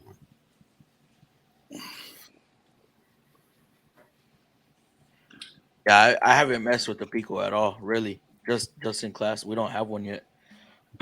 And I don't even do that much scope work either. It's rare that I ever need to bust something like that out. I don't use mine a whole lot either. Thanks for the advice. Who was that? Who gave you advice? I don't remember. One of our master techs is getting sent to Cali for an award ceremony for investing the best. If anyone else's dealer participated. No, we didn't. Man, I keep getting hit with fix right first time, Billy. Due to parts not being available, so the customer comes back and they consider it not fixed right the first time, so I get hit. So I've been losing out on that, investing the best money a lot. Since it started, I've only got it once. What kind of lifts do y'all got over there at the shop? We got Challenger. Yeah. The Challenger. Have you heard of Nussbaum? No. When you get a chance, check those out. We're getting some new ones in. What are they called? Nussbaum. It's like Nussbammn or something like that. Sadly, all of ours are Atlas. Right now we have some called Werther. These things. They're like Italian or something, but these Nussbaums are supposed to be pretty crazy. It's kind of funny, the little Toyota that I'm going to be doing the clutch on. I didn't want to be bending over too much, so I got a whole bunch of 12x12 blocks, stacked them up, and I'm put the car right on top of it. Made my own lift. Yeah. Oh boy. It's Nussbaum. They're 2-post lifts? Yeah, 2-post. The arms are like, they got so much articulation, like they can. The main arm moves just like the regular lift, and then that section where you pull in and out, that also swivels, so you can like pick it up from, any different angles in there. Any different angle. If you're in there sideways, you're still gonna hit those lift points. That sounds pretty cool. Yeah, it's something I've been looking into, is actually trying to get a lift. I'm going to pour a little 10x10 slab of cement, and because I'm just getting tired of crawling on my hands and knees and on my back. Yeah. Yeah, I'm trying to get a lift. You want a transmission done? Bring it to my place. Look at this, guys. Yeah. Oh, wow. That looks. Yeah. Wow. Huh. That is crazy. You could position them arms anywhere. Oh, yeah. What's the weight rating on these things? 6,500. That's kilograms. I don't know what that converts to. That's about 14,000 pounds. That's a decent size lift. That's a decent size lift. Yeah, that could do commercial. That can do some light commercial. Yeah, I saw a picture of a bus on one of them. Yeah. Was that a ProMaster or a Transit? That's a Sprinter. Yeah, I was about to say, it looks like a Sprinter. That's a 2022 Sprinter on that thing. Damn. But that extra articulation, that would come in really handy on some vehicles. It's a game changer right there. Well, yeah, like the body, the one part's rusted out, so I'll just swing it over to this part that's not rusted out. Yeah. You know what I hate lifting? I've never liked lifting like F-250s. I don't either. Not on our little dinky. How they have those twin. Yeah, the I don't know what you beams call in the front. Yes, that is so. No. I don't even want to. It's so sketchy. Got one of the shops down in out here, heavy duty shop. They've got a 20,000 pound 2-post hoist that they put that they'll take semi trucks up on. It is hilarious watching this thing because it's so sketchy. It's like, no. Yeah, I wouldn't. Like there's only a little tiny couple bolts holding that thing into the concrete. How thick is that slab? Seriously, no. I wouldn't do it. No, if I was gonna do a shop in that, I'd do 4-post for anything bigger than the 550. Yeah, because they're like you can even take a cab off with 4-posts. I've seen guys do it. How? They actually have a little rack that they slide underneath the frame, underneath the cab, that goes underneath lift, and as they lower the lift, it sits on that rack. So the vehicle comes down and the cab stays up, and it's a simple thing to make. Like Armada could have used one, seen a couple with TC shutter. You're talking about that drain plug? I'm gonna look that up here in a little bit. I think the old Corvette torque converters had a drain plug. Oh, yeah, he's 17 and he's seen it. Yeah. I'm surprised that these newer BMWs don't have flux capacitors. They do. They're just hidden very well in the trunk under the battery. Here's something. Did you know that most of the Buicks are engineered by BMW? No. Almost all the electronics in them are BMW electronics, and some of the sensors are interchangeable with some of the BMWs. They just have an AC Delco label on them. But that's why Buick is better than any other General Motors product, because they're actually German engineered and have been since 1984. Oh shit! That's crazy. Wow. Speaking of careers, I plan on moving into heavy mechanics. I'm interested in industrial equipment service. Start working out. Lift weights. Start now. I think that's the wrenches are heavy. The what? The wrenches are heavy. Oh, the wrenches, the sockets. My biggest wrench that I have is a 6-inch wrench, actual hand wrench. Damn, I asked my boss this morning, would he be willing to pay for me to go back to school? It ended right there. Oh. You a Nissan tech, Anthony? Oh, he's talking in the comments. I was like, wait, we got it. I know Andrew's in here. My heavy truck tech. My age. At my age, I see myself not changing careers besides choosing early retirement. Man, I put 4 LDK CVTs in a Jeep Compass. I think it was, and they were, man, LKQ, LDK. What's LDK? Is that another junkyard company? The FRFT. It's part of the Invest in the Best program. Our shop has a problem with comebacks being given to different tech than the. Oh, yep. I don't like that. Yep, yeah. I don't either. So with us, we're graded so much on the customer. Don't give a damn. They don't care who worked on their vehicle. If it was a different tech than the first one, to them, it wasn't fixed right, and so they're gonna ding it, even if you're the tech that fixed it, repaired it, and everything's good. They're gonna ding that tech that last worked on it. I lived this hoping my body can get under the vehicle, if not put it on jack stand. Oh yeah, JGH, he gets to work on the ground. That's the thing, is I just bench press the vehicle up and kick the block under nowadays. Oh yeah, I get under as much as I can and breathe in. I got two 6-ton jacks that actually have a special bar that I can actually lift both sides of the vehicle up at the same time using airlift. Oh shit! So that way I just slide them under, put the rail on, and just put the air to it, and up it goes, balanced. And then I just throw a couple safety stands under it and work. Yeah. Most of the stuff I do doesn't go over 3 feet in the air. So.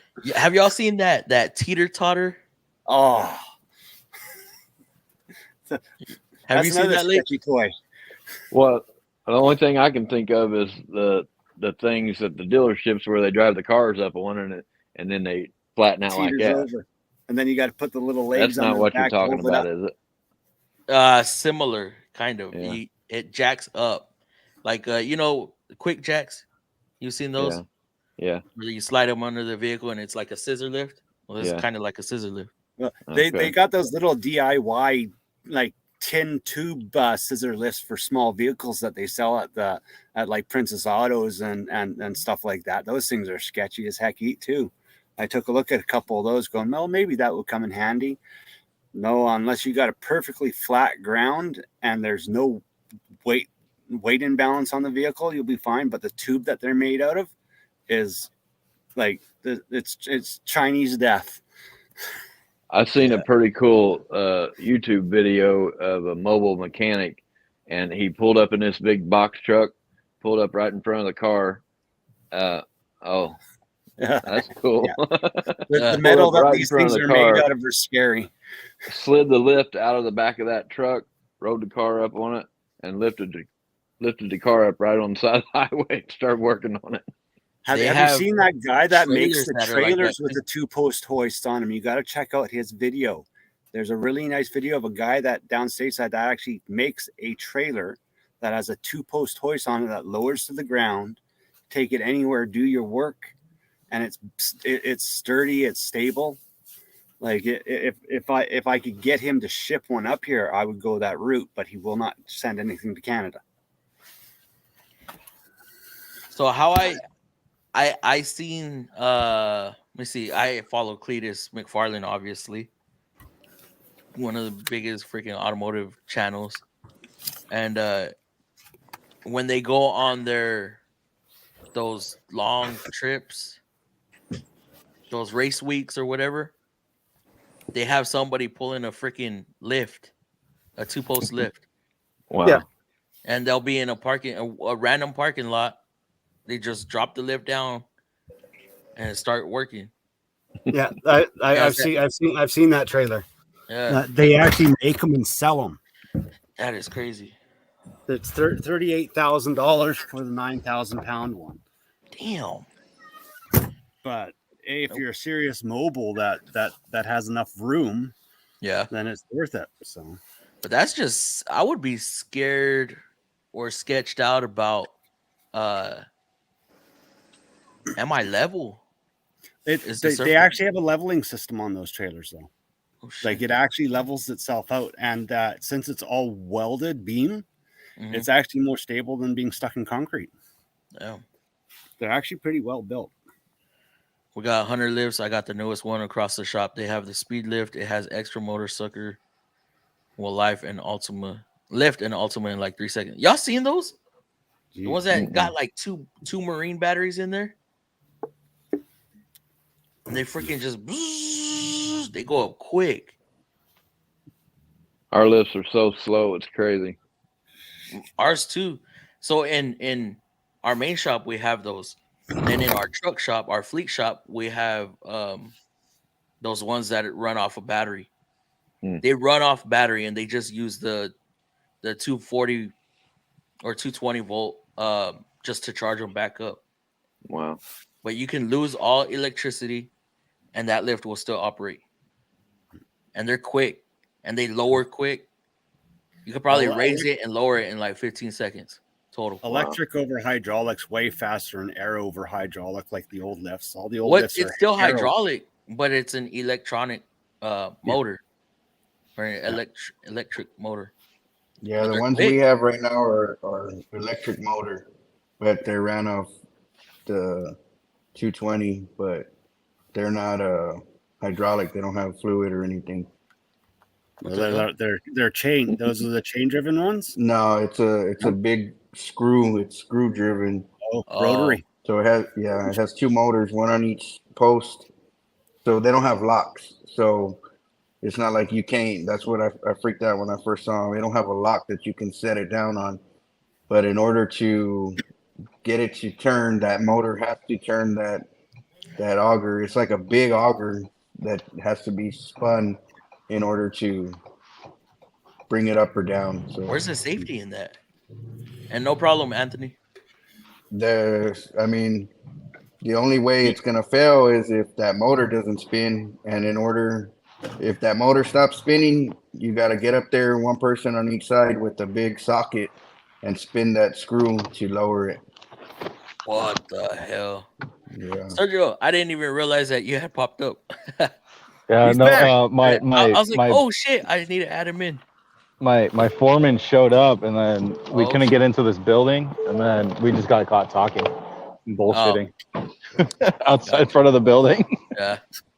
Twin I-beam. No, not the twin I-beam JGH. On the newer ones, they have like these big, like trailing arms, but on the front axle, he looked like, I don't know. What would you say, Legs? What do they You look want to like? see what you guys want to see what the front of my truck looks like? The cab of my truck. Oh my god! Jesus.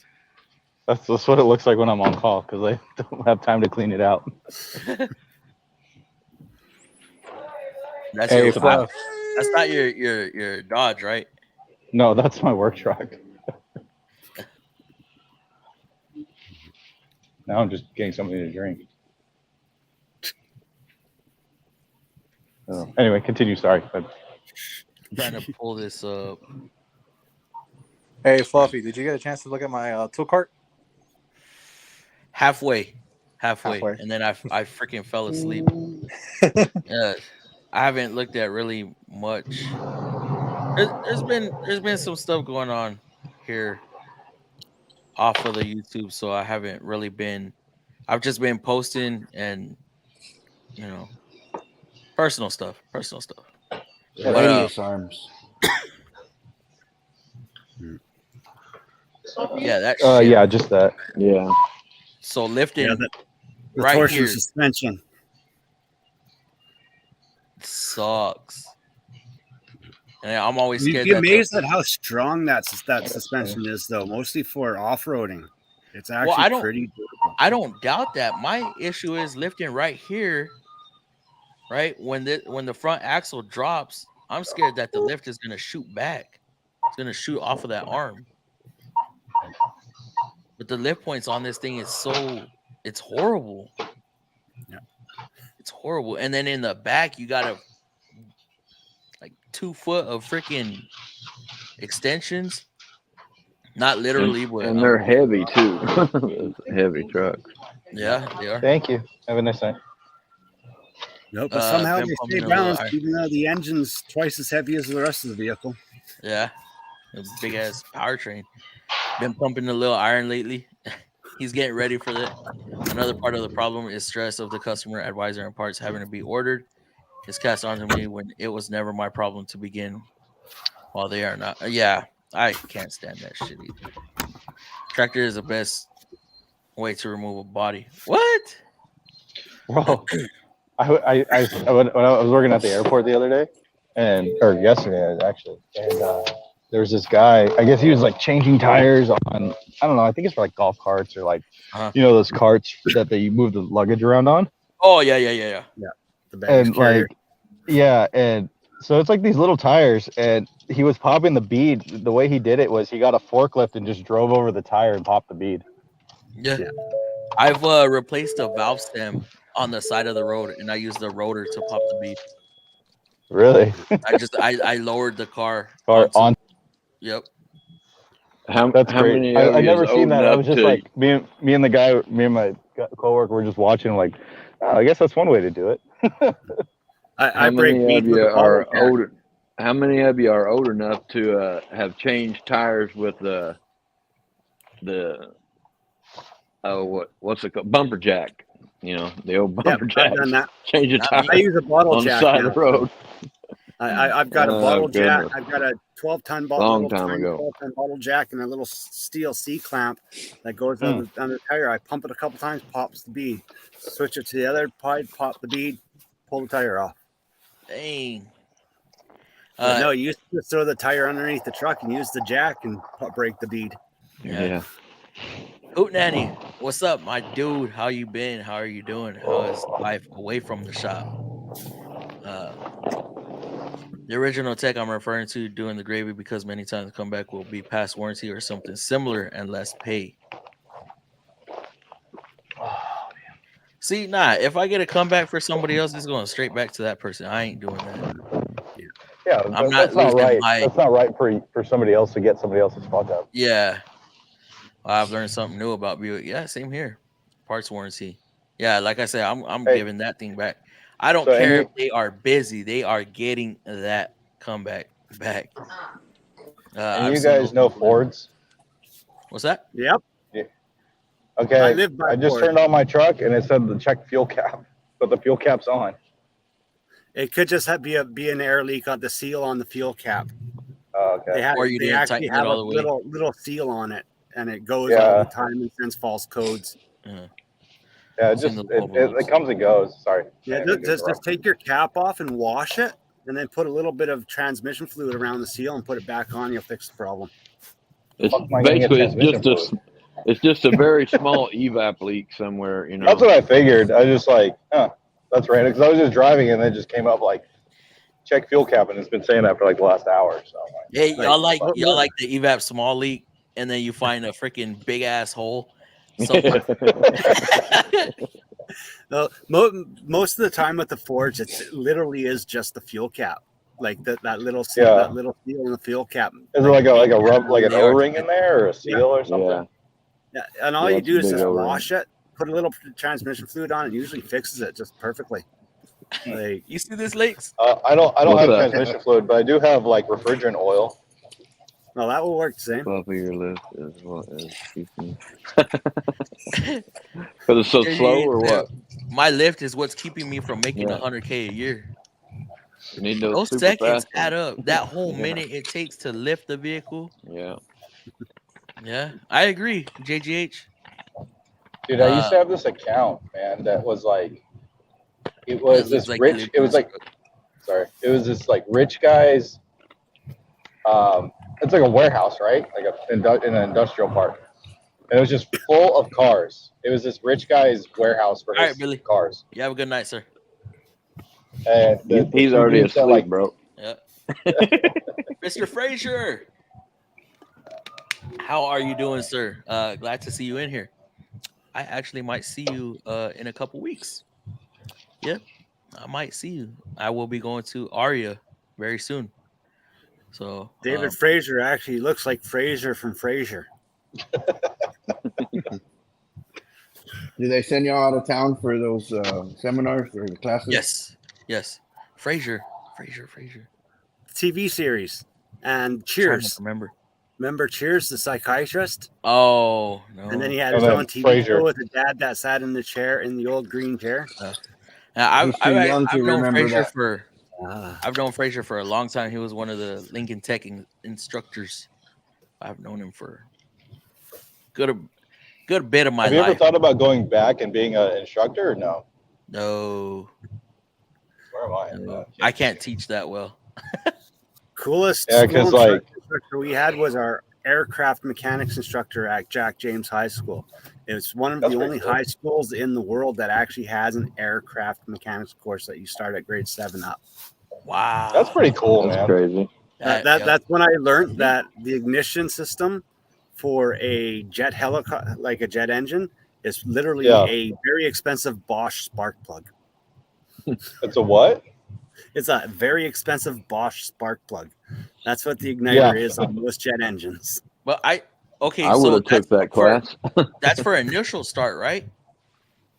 Yep, that's for initial But- start, and after it starts up, it actually It's all actually compression. burns without any ignition. It's all Yeah, compression. once, right? once it, Yeah, all yeah, compression. because avgas is basically or jet fuel is basically just diesel fuel. It's different. Yeah, it's more like kerosene. It's a little more refined, but Right. yeah. And they mix Because, a little like- alcohol in it. Yeah, because in the military you have like JP6 and JP8, which just stands for jet. I think it's jet propulsion, Yeah. or something. But Are one there- of them's regular diesel fuel, and then the other's actual avgas. Oh shit, Anthony, be careful, bro. And make sure you put the Jeez. right one in your truck, or you're gonna get a speeding ticket really fast. and You and said that goes use the- boom. You said use the red, right? Use red diesel. Yeah, red only, man. Yeah, I've used bumper jacks. It matches my Yes, I'm truck. JG8. Oh yeah, bumper jacks. I am that old. And Frazier, how long have you been in the industry, or when did you start turning wrenches? Actually, I know you've told me, but I don't remember. Man, Fluffy. good told the Ford I bought a Civic Si. Nice. Hey, Fluffy, you got a CP down in the chat right now. Do I? I kind of figured. Cause I'm making my way down. But damn, that's cool. That's cool, Hoonanny. I got a Honda to tune it up. Nice. I'm that old. Yeah, Anthony, how old are you? It won't be me. I am done. Oh no, I am done. Still for now. Did you go back? Did they open that back up? Hey brother was on CP channel. Yeah, we're about to Justin, I think we're about to get all of CP's viewers back over here. Hey Fluffy. Yep, see? I stopped in at his stream and waved hi, and it's like, yeah, okay. Everyone in good night. Just wanted to stop in for a second. Thank you, Shep. Appreciate you. I don't I don't think CP likes my honest reviews on some of the tools that he shows.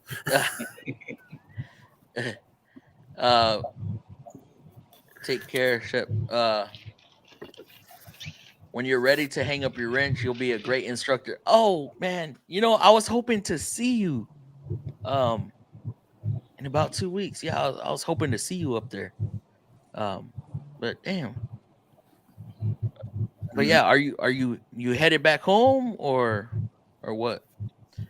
CP the Tool Addict Raid. What's going on, CP? You down to jump in or what? Jump in, CP. And Justin, you down to jump in too? Hey, Fluffy, is this? Yes, I see that. So since I ended my live earlier, everybody went over there, and now we're back. Hell yeah. CP the Tool Addict Raid. Oh, I guess he said, "Hey, let's go raid him over there." Red Diesel is off road. Don't get caught on roads. Oh yeah, that's big here. Like especially in like the rural parts of California, like they'll pull over diesels and check them all the time. And I've heard of people actually have, they have the tank on the back for farm use or whatnot, and then they have actual feed going into their. Yeah, they have like a. Up here we got purple diesel. Oh shit! Purple. Yeah. Yeah, but I've heard like that dye stays in your tank for a long time. So it's like, how would you really know? Like, but I don't know. I don't know how that stuff works. I just know it's stupid. Like, I get why you can't drive with it, but I mean, like, what if you put it in your truck in an emergency? And that's all that was around. The reason why they don't want you driving in it is it's discounted for like farm use or commercial use, and they don't want people cheating tax. Of course not. The government always wants their cut. Yeah. But that's the thing is all you do is just register your vehicle on your grandma's farm, and hey, you can run it all day long. Yeah, you just can't drive it on the roads. At least not you can. Here.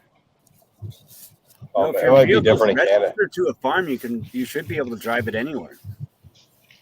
I don't think maybe in Canada, but not here. I don't think you can do that here. But that's not fair. I wouldn't know.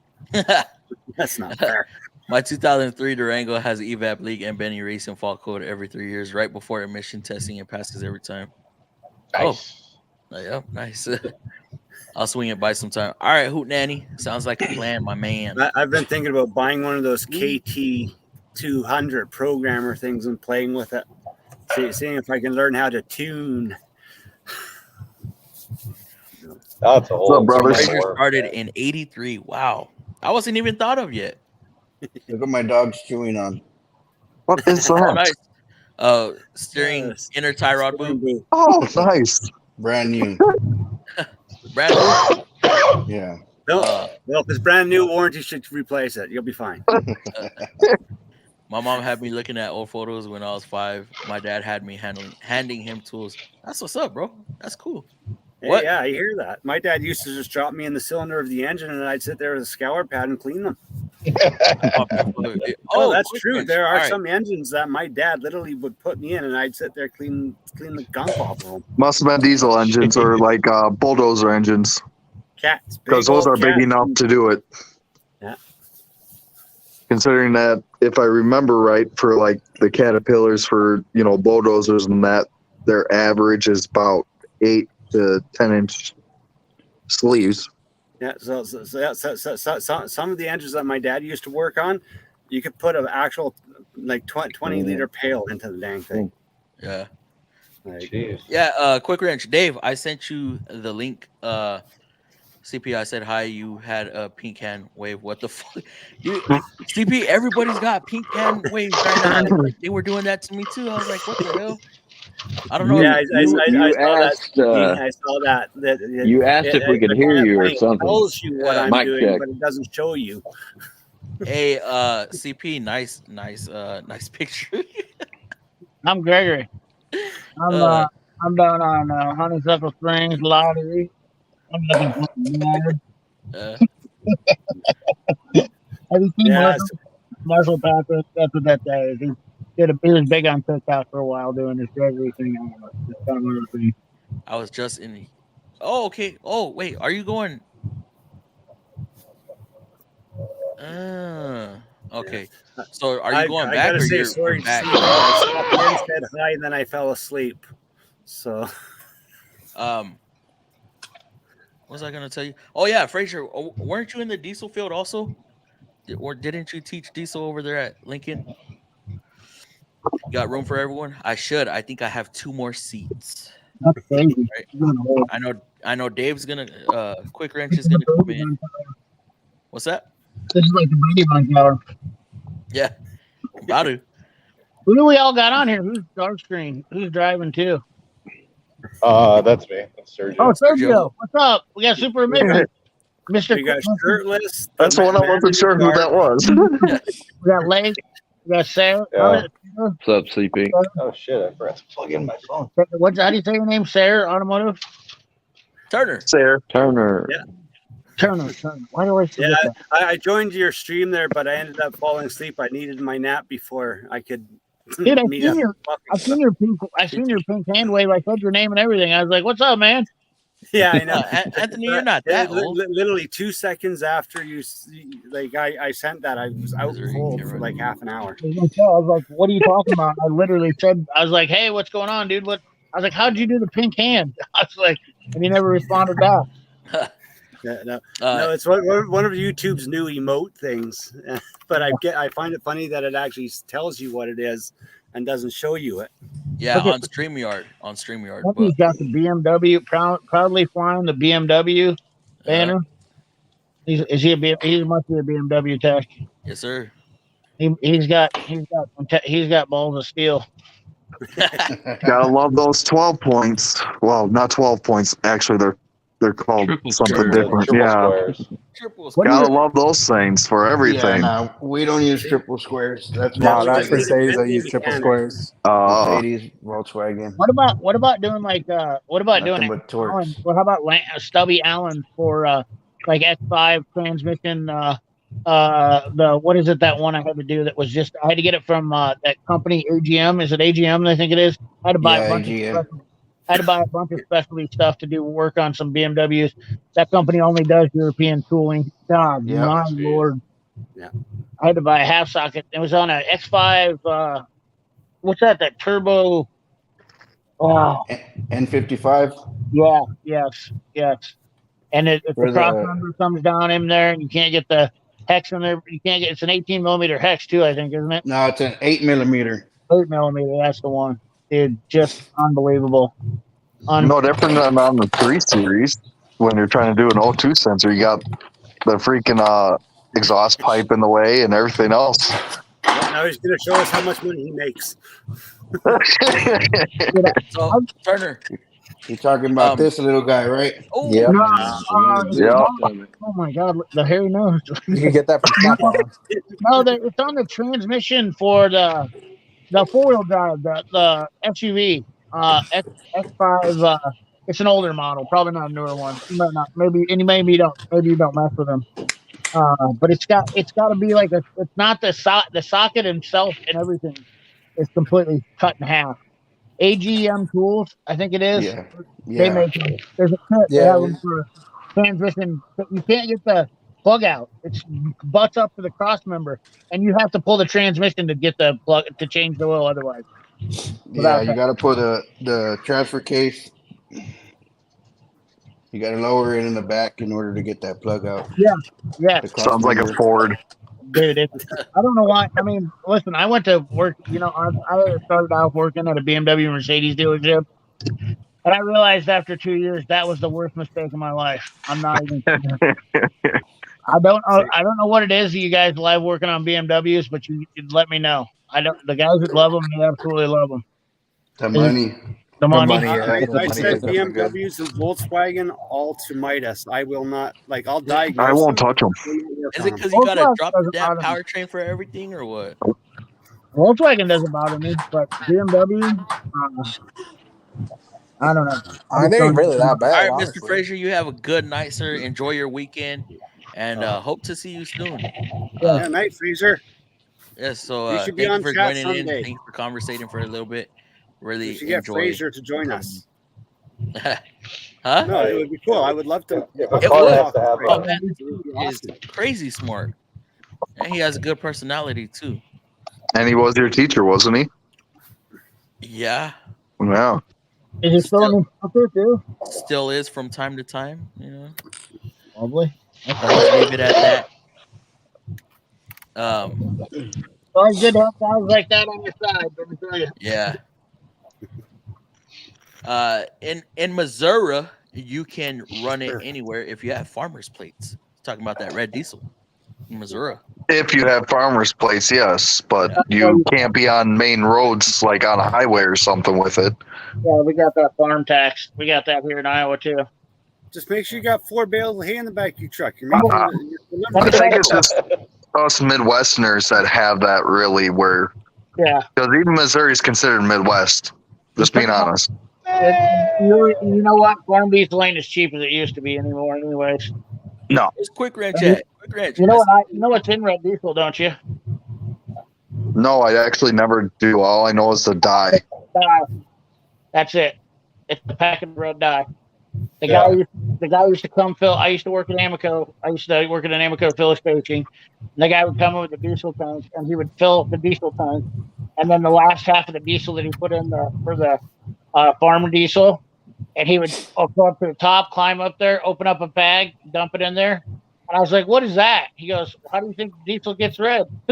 Shut up. I figured it came from the backer, the refinery that way. No, that's it's just red dye. They only do it so they can see the coloring for DOT. That's all it's for. Yeah. So that because everybody around here runs red diesel. Oh, you know what I saw the other day? What? Somebody was saying something that they saw the other day. Oh, I don't know. I was told to hold on, but Fluffy had to leave. Super Mickey Speed. But so what I saw the other day is this guy in England that, like, they had his face, like he has his face all covered and stuff, but like he was filtering the red diesel, like he was buying the red diesel and filtering out the dye and selling it. How? I don't know. I just saw a quick thing. Like filters. Well, they might be using the same dye that we have up here. We use an algae-based dye that can actually be taken out. Yeah, I mean, if it's in there and it's actually plant-based dye, and it can actually be absorbed. Okay. I'm sure that it showed like he runs it through like something, and it absorbs Can I all say the dye out of something? it. It comes out Clearish. Weekend. Wait. Sunday. Super Bowl Sunday. Oh. Yep. Oh. I don't think I'm watching it. I don't know. I haven't decided. No signs of any Cowboys there either. Hey, whoa. There never will be. Whoa. Hold on. It's all about them Eagles, baby. Go Eagles, huh? Yeah. No. I'm a Chiefs fan, but I got to tell you that I'm an unreasonable person. I definitely don't like my odds against the Eagles. I end up.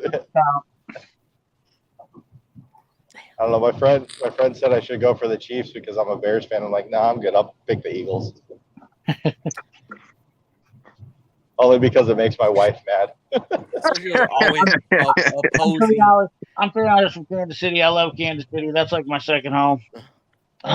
What do you think about this question, CP? Is Gurrench better than Husky? We already answered that on our stream. Yeah. We've already been down. I'm starting to think this guy's trolling if he's asking that again. Well, he probably wants other opinions. I wasn't there. Oh yeah. No, we said Husky because of what Gear Wrench is owned by and how their tools have actually declined from when it was more popular in the 90s and early 2000s. I only found That's gear wrench getting like a pretty year or good. two They're ago. getting pretty good. Really? I will say I do like their ratchets I have of theirs because like compared to like every truck and went other heads, they are a lot thinner. Yeah. Which I guess style one you got? I The have. 90, 120? It's not bad. I have the 90. See, I have the 120s and I've used the 90s. They're not bad. It's just it's not the worst thing I've used. No, You know, but the funny thing is what M. Lizer saying here. Gear wrench and husky look identical to me. It's not by chance by any reason. No, because not even close. Apex used to own Husky, so once you get Yeah. that Bronco, you got that gear wrench, you got that. They're like cousins. Only like the Husky would be like the cousin. They would be like what's that the family from West Virginia? The What's up, Uncle Joe?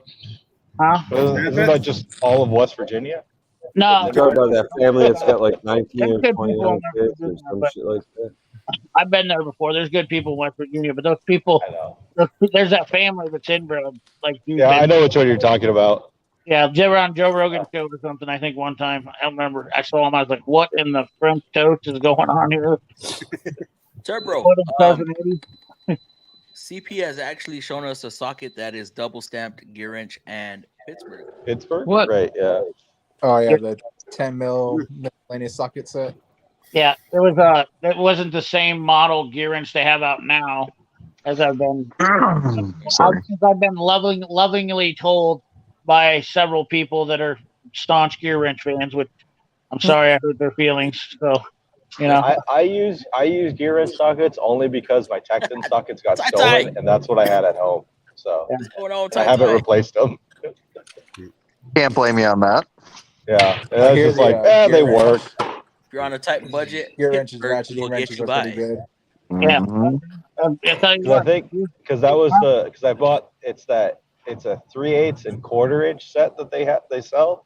Yeah. And 2 years ago it was like $100 at Home Depot Is a no-go. for Black Friday. So I'm just like, okay, cool. listen, Are you fellas, let me talking tell about you. the one with the two drawers and No, Like it's that. just No, it's it's just a like socket it's set. just the clamshell, Let me but it let me has the 3/8 and quarter. Sorry. let me drop some wisdom on you guys from my youthful ages. When I talk about tools, sometimes I tend to forget that, or I tend not to really relate it. But I've had to use great neck tools before. If you know what Oh, great, those are the best. Yeah. Great neck you is know what awesome. great neck tools were, like Laker starts smiling. He's like, "You're." Yeah. If you had to use great neck tools before, and you're talking about like those are like so far below Pittsburgh that I think it was AutoZone, wasn't it? you can buy them in were you grocery sleep- stores, dude. Were you sleeping in a cardboard box at that time, CP? When you're in a pinch and you got to do something, you know, and you need your tools. No, but you have- great neck. I mean, great neck. You're going all the way Now, down the the list. funny thing is, Great Neck is now owned by OEM Tools, believe it or not. Yep. They can So, do anything. Yes, they are. but You can- the JJ, thing is, like drive tools on have evolved 10 times better. So really, at the end of the day, they're 10 times better than what shit used to be.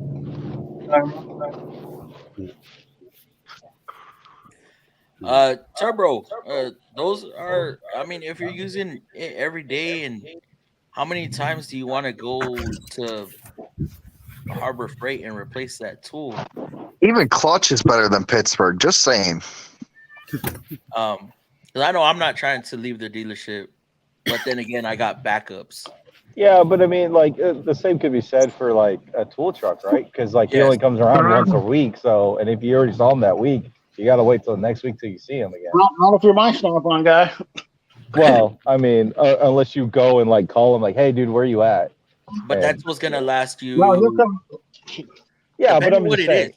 I'm not gonna lie. I got Pittsburgh stuff. I got Harbor Freight stuff.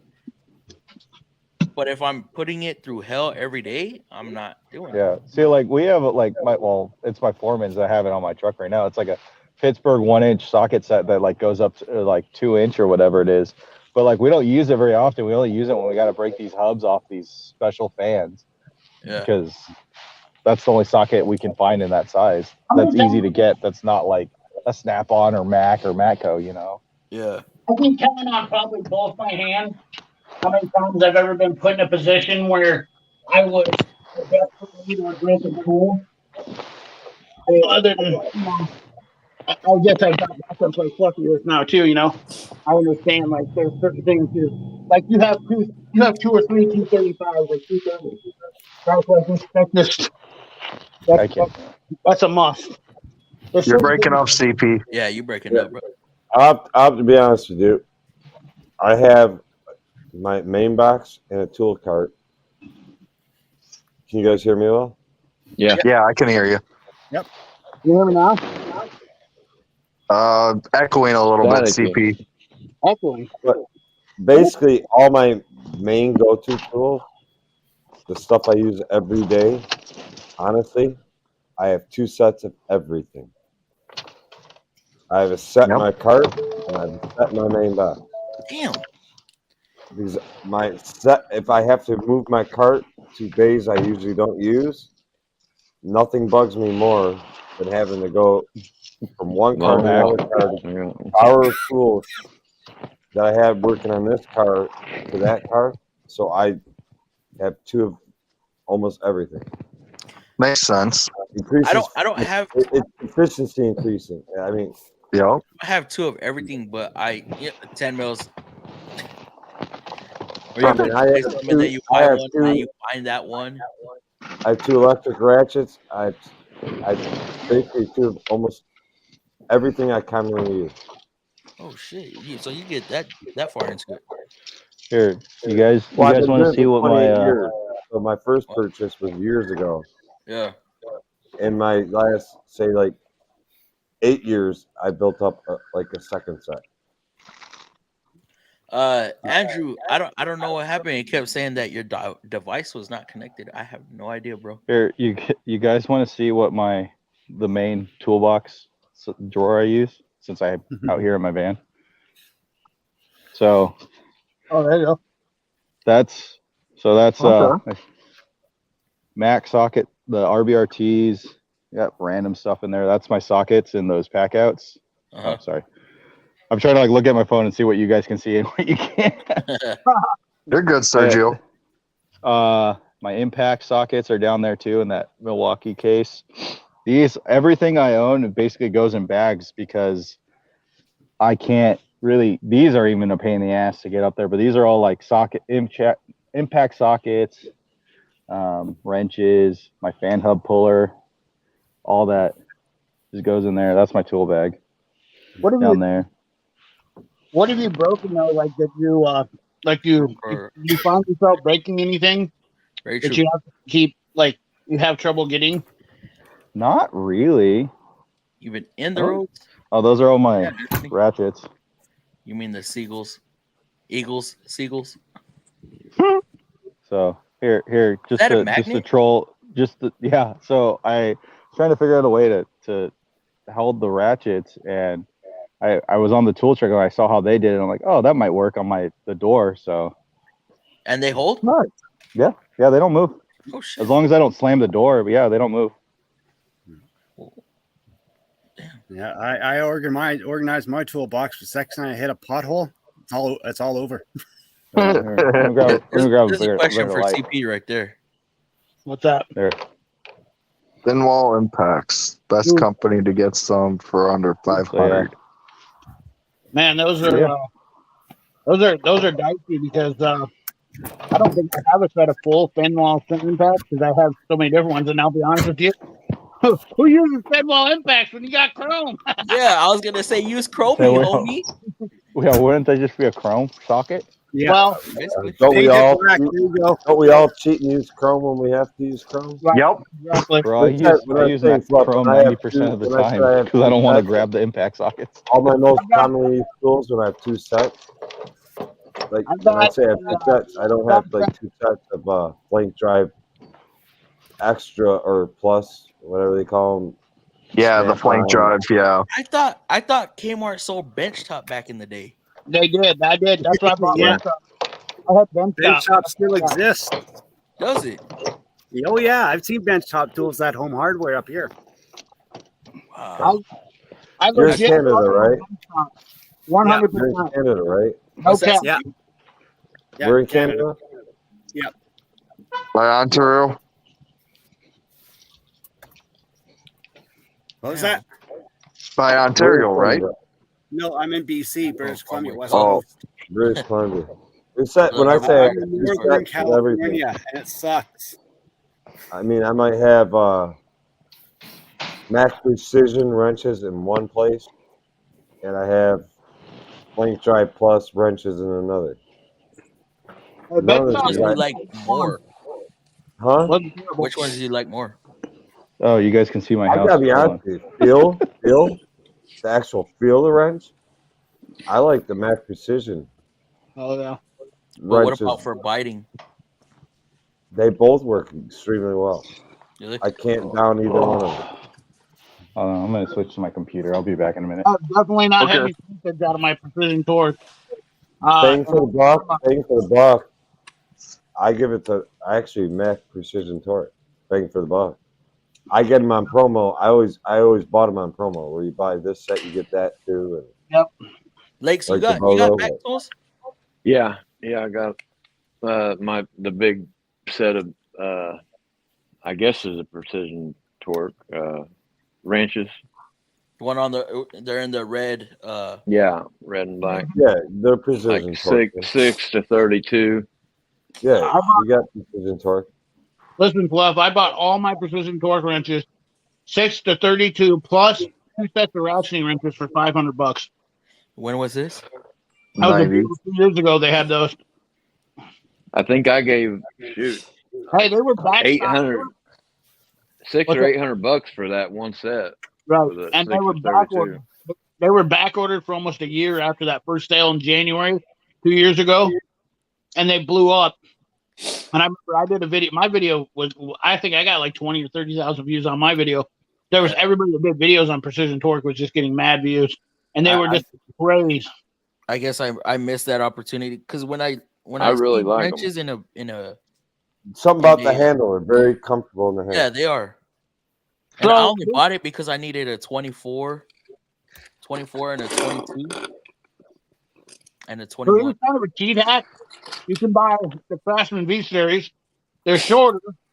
You can buy the they're 440s, or, in my opinion, the best ones out of those, and you won't get the big sizes, is the Milwaukee Flank Bites are kind of like that because they're being built by the same company, Yeah. Sidchrome. The Milwaukee Flank Bites are very similar. They're not quite the same, and I don't like the aggressiveness of the teeth, but that would be my choice for a wrench. It's probably going to be, you're going to see a lot of people though take that wrench and be happy with it. See, on the precision torque, I only have the 20 through 24, which I wish I would have got the full set. Dude, that 6 to 32 set was a killer deal. It was $279. Sounds like What? it. Yeah. Wow. Yeah, Yeah. so I know buy I the at one least gave set, you got 600 the for other set free. Go back and look at my flyer video 2 years ago. I think it's on there. Just type in, or go to my page, look at CP Tool Addict, and then look at Precision Torque, and then go back and look at the flyer. It might have been $2 or $379, but my dealer gave me a deal on the ratcheting wrenches with the bolt stop feature, and I got another set of Precision Torques, which I ended up selling them. I didn't need them. What do you think about these Hercules power tools? They're pretty The awesome. only thing that's worth anything is the air. For Hercules to step up their game. That's the only thing I can say is the air ones are decent. The electric, I have no clue because I have a 3/4 for air, and Yeah. that thing hits just as hard as any other 3/4 that I've played with. It's just heavier. Everybody's been testing those Hercules, and I think they're a good deal for, honestly. But you're not saving a bunch of money. Honestly, my honest opinion is why not just buy Milwaukee and spend the extra $30? But yeah, I'd What rather that or go with Flex or. Well, you always Well, need I think Milwaukee. at that Because point- none of those companies make air. I think because the half inch Hercules puts out 1400 also, right? yeah, it's Supposedly. pretty much the same as the Milwaukee. Torture Channel did a deal on them. I guess The price is so close to that of DeWalt Milwaukee, why not buy a brand that you know is going to be around, That's what I'm saying. or a battery line that's going to be around in 5 years? And when it comes to The air, newest DeWalt beats them all. IR minimum is $500. That's why I didn't go with it. The newest DeWalt beats them all. I'm a DeWalt fan. At the end of the There we day. go. Now he's on the computer. Yeah, I was a DeWalt fan when I did This was a construction, habit, but in man. mechanic, I'm definitely a Milwaukee fan. Oh yeah. Wait. I noticed like How do I heat my house when I don't have any electricity? Hey, speaking of lakes, I want to ask you something. That video I did Have a great about night. the Snap-on Milwaukee stuff. Did you? Yeah. Did you? I think you were like one of the only guys that made a comment that was not like, "Hey, Milwaukee's the best," and I said Yeah. nothing Because about it it. is. I wasn't bagging on Milwaukee in that video in that short, but like I've Yeah. noticed just the deranged amount of Milwaukee guys that were like screaming. because it is Yeah, the best. I don't know. people get Well, bent it out of comes shape from over two stupid brands. stuff, you know. Oh my Yep. god. When When it I comes to the say two brands, it all depends on your pocketbook. Snap-on's awesome. They got great tool. Milwaukee does great too. They do the same job. It's just your pocketbook. But I if just you have wanted to see. Snap-on, I just want to see what. In 3 years I've been doing this, I've never heard anybody complain about their Snap-on tools breaking. Cordless wise, and like ratchets are hands down. I will never bow down to a Milwaukee ratchet for. I mean, but I love you- my Snap-on ratchet. I because of the ergonomics of it, and my I just, Snap-on's been replaced 4 times on your. because of water damage. Oh, But my Milwaukee's never. I, That's the crazy. only thing I did not like about it. but CP, everything could else you I also loved argue? about it. Could you argue that the reason that there's more broken Milwaukees is because they make a lot more than say yeah, Snap-on? that's true too. There's definitely that's like somebody used to say. There's more of them out there, so And okay, a, so at that point and you a would have brush- to look at percentage wise. a brush snap-on tool will be more bound to be destroyed if it gets dropped into liquid than their new brushless. See, The that's snap-on was slow to release brushless. so. My which buddy, Milwaukee had long before that. my buddy's cordless Snap-on, he dropped it straight into a coolant tank. And it's never given up. That thing is legit like a Mine beast. hasn't either. I'm just can't saying, say the same. I would assume a brushless would outperform a brushed motor Yeah. in a wet environment. And Milwaukee's been producing brushless ratchets and stuff For a long minimum before of 3 Snap-on years. did. You can Or- take a brushless impact like I've done this. I've taken my Milwaukee and I've put it into salt water underneath the dock and driven in lags all day long, pulled the thing out, and it still works to this day. But the old brushed ones, they're dead in a second. So Yeah. brushless The is same far for my more old superior. Infineon brush, watches. the brushless motor it wins it every time. Thank you, DLC for Christ. Very much appreciate And it. Snap-on going brushless was a smart As idea. Always. Thank you. It's just an interesting topic.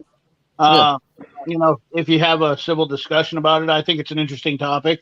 I want to hear more. I don't think the 18-volt Snap-on tools are all that they cracked up to be, but I think like the ratchets and They're Well, too that new expensive. Snap-on half-inch is a powerhouse. That thing's a beast.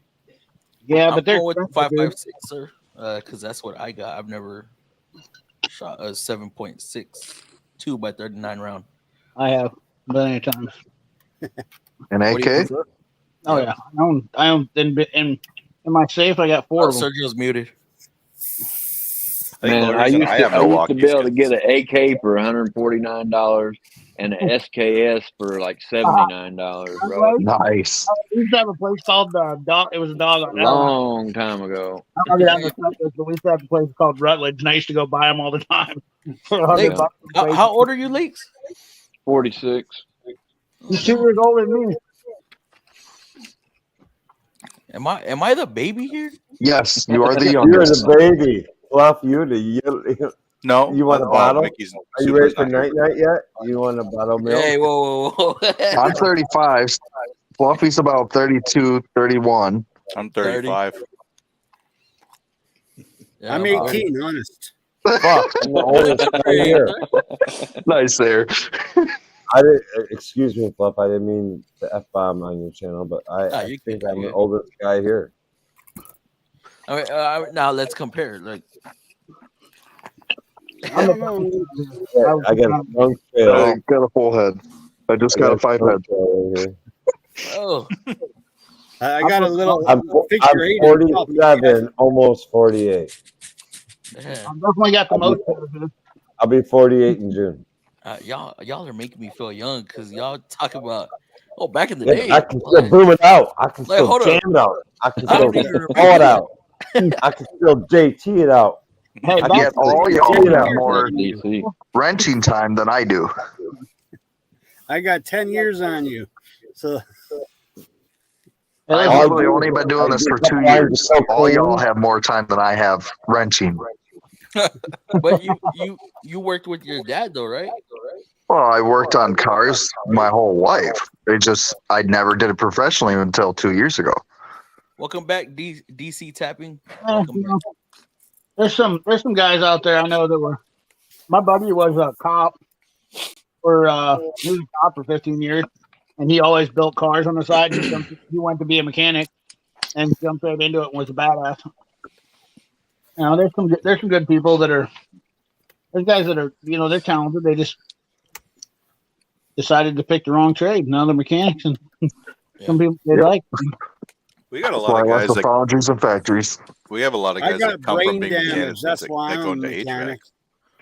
What's that, Sergio? Oh. And so we got a bunch of guys that go from being mechanics to into HVAC. Oh yeah, I can see that. That's very common. That's very common. Hey, that's where all the money's at, the HVAC. I know how it is, Sergio. I know all about that. My buddy's a plumber. He tells me all about the HVAC guy. I had one. Sorry, I had one apprentice at my last shop that he was a mechanic. He used to work for a Toyota for a little bit, and so like all his tools were like Snap-on because he bought all the stuff, like whatever the package was for 15 grand or whatever it is, because he bought into that stuff. And he's like, dude, I'm not buying new tools. I already paid for these damn tools. I'm gonna use what I got. Yeah. So like all his Snap-on, all his sockets are wrenches or Snap-on and all this stuff. So You know what I don't see is there's a bunch. So I've seen a couple times, I guess, but Toyota pays for a lot of their tech's tools. They got toolboxes, and I never see that much on YouTube where people talk about that. Well, many dealerships, CP now have to buy all the specialty tools required to do the job. I don't know if they're buying them from the mechanics. Fluff could probably answer this, but the shop has to possess a particular specialty tool to perform the job. Because in the past, dealerships were running into issues like, well, nobody here has a tool to fix the car. Well, Chevrolet, Nissan, nobody wants to hear that bullshit. No customer wants to hear that bullshit. So they required these shops, if you want to say certified Nissan dealer, certified GM dealer, the shop had to at least possess the tool. Yep. It's And like they get sent to us, no questions asked. Yeah, no questions asked. They have no choice. It's just like who's you defined made a what's a video specialized tool about a battery charger, or it was that Mac Fluff. Okay, I found this What's on that? the web. Oh, It's like, no questions asked, but they have no Goddamn We Siri. get provided with battery testers. I like it really hard. Go away, Siri. Don't want to Here's talk what to I you. found. Who has Siri? Yep. It's an Apple app thing. She's got mine of her own.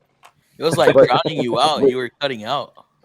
Yeah, you made a video on basically keeping the battery alive while you're doing a reprogram, and you showed a battery, a Mac, I think you bought it. The core. Yeah, a power pack, whatever, battery charger or whatever. Now your shop has to provide one, but it does you no good if they only have one and you have 10 techs, and another guy is using it while you're trying to do something. Well, So that's where the tech buys his own. dude, For the efficiency. BMW guy on here, they got to have a 100 amp minimum for a maintainer to do a program on a BMW. Ain't that right? Yeah, I'm saying I just read your message, Turner. Fluff he showed a video how he bought this, so he didn't have to walk around the shop and look. He didn't have to buy anything. He had his own, so he didn't have to wait for nobody. That increases productivity. That's if you're like- busy like, enough, oh, it eventually will pay for your tool. For us, like everywhere I've been, like we have, like they have the only tools they're really required to give us, and that's kind of by law, is vacuum pumps and recovery machines. But like because we're a union shop, there's other stuff that they have to give us, but you know, most guys have their own just because they prefer their own. They have preference on what they like. Yeah, they're just like something that's just a little bit better, or not litter, but or they're just more comfortable using a Fluke meter instead of a whatever other brand. I don't know. I've never really used Fluke, or a Field Piece. Does anybody use anything but Fluke in HVAC? Field Piece is probably the next most popular one. Never even heard of it. So Field Piece makes a lot of stuff like just geared towards the HVAC industry. Really? Like almost all their that's their niche is HVAC. So they make meters. They actually make pretty good meters. I had one.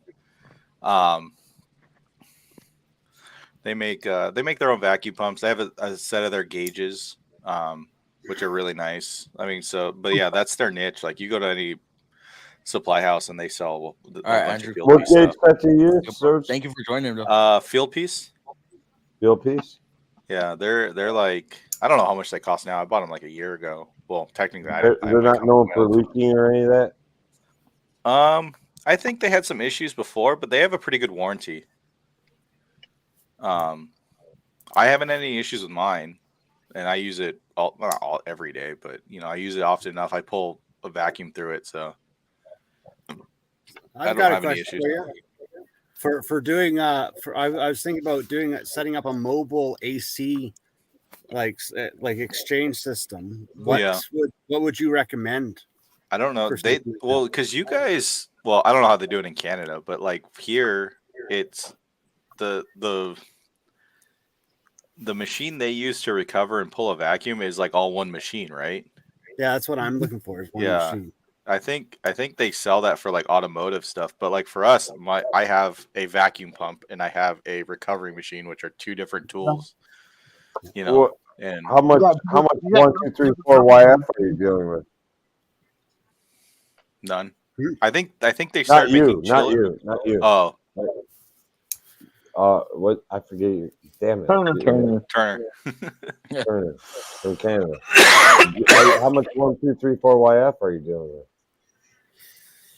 Well, that's the thing is I haven't really dealt with it in years. Like I send everything to a shop, but I'm getting a lot of customers out in the bush that can't make it down to the shop to get it done. I mean, you could probably buy a recovery machine. It's going to be a learning curve. Everything about like new AC stuff. Isn't like everything 2018 up basically 1, 2, 3, 4 YF? No, I thought it was like 14 or 15. My RAM is a no, is a 2022 and it's a everything. I'm not talking about you. I'm talking everything. Is like my RAM is 134A. Yeah. We have. What we year have is some, it? 2022. It's 134A. Yeah. So what are they doing? They fucking with the shops.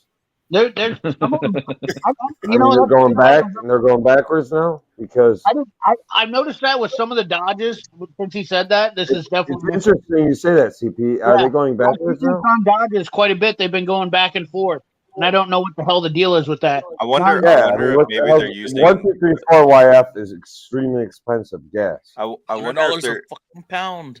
I wonder if they're using very that hard for to any detect smaller leaks. cars. Yes. You sure you don't Very have? hard to detect leaks. You said it was 134. Are you positive that's not? I mean, you're an HVAC guy, I guess, so I shouldn't be. I'm Wrong guy. Well, I'm not- Wrong guy. As far as I know, in Canada, we're still using R12. Sergio. Really? What? Look at R12. I That's the actually last still have time I actually R12. did anything on Hold on, AC was I got- when I got- R12 was introduced. Like I it's a actually learning still curve to have. be the I new. still new actually stuff. have a 30. I actually still have a Sergio, 35 I'm not Samsung saying that you're R12. not wrong because I've seen this with Dodge. I had a 21 that had 134, and I was like, "What the hell's going on here?" And they're like, "Oh, it's an early model," and they had, and it was like, and then I had a 2018 diesel Cummins diesel that had 1, 2, 3, 4 YF, and I was like, "What in the shit is going on here?" I could go look right now, but I'm pretty No, sure it was I'm gonna take a 134A look. last time I looked. I'm gonna check that out, Serge. I haven't. I'll be I right back. haven't I'll go been. look. It's winter months here. It's winter months here. I haven't been paying attention to what's in cars. I'm just interested to know in the future when I Nobody's got complaining about their AC right now. Yeah, we're about to get into AC season here coming up. It'll Oh, be you're right. CP, you're right. But right now, all year for me. But what you said, I have seen, and like shocked. Like it's a 2021. It says 134A. Yeah. So Fluff, here's how AC season works. And I'm sure Dave Why will. is it not 1, 2, 3, 4 YF? The car the year before was 1, 2, 3, 4 YF. Which way are they going? They're playing games. I'm thinking that's why Dodge likes to do that stuff. Listen, Fluff. Here's how AC season goes for us here in the Midwest. So it's February, okay, and then March, and then like they have 180-degree day. 900 people want their AC fixed that day. Yeah. Yep. That's AC season for real. That's funny.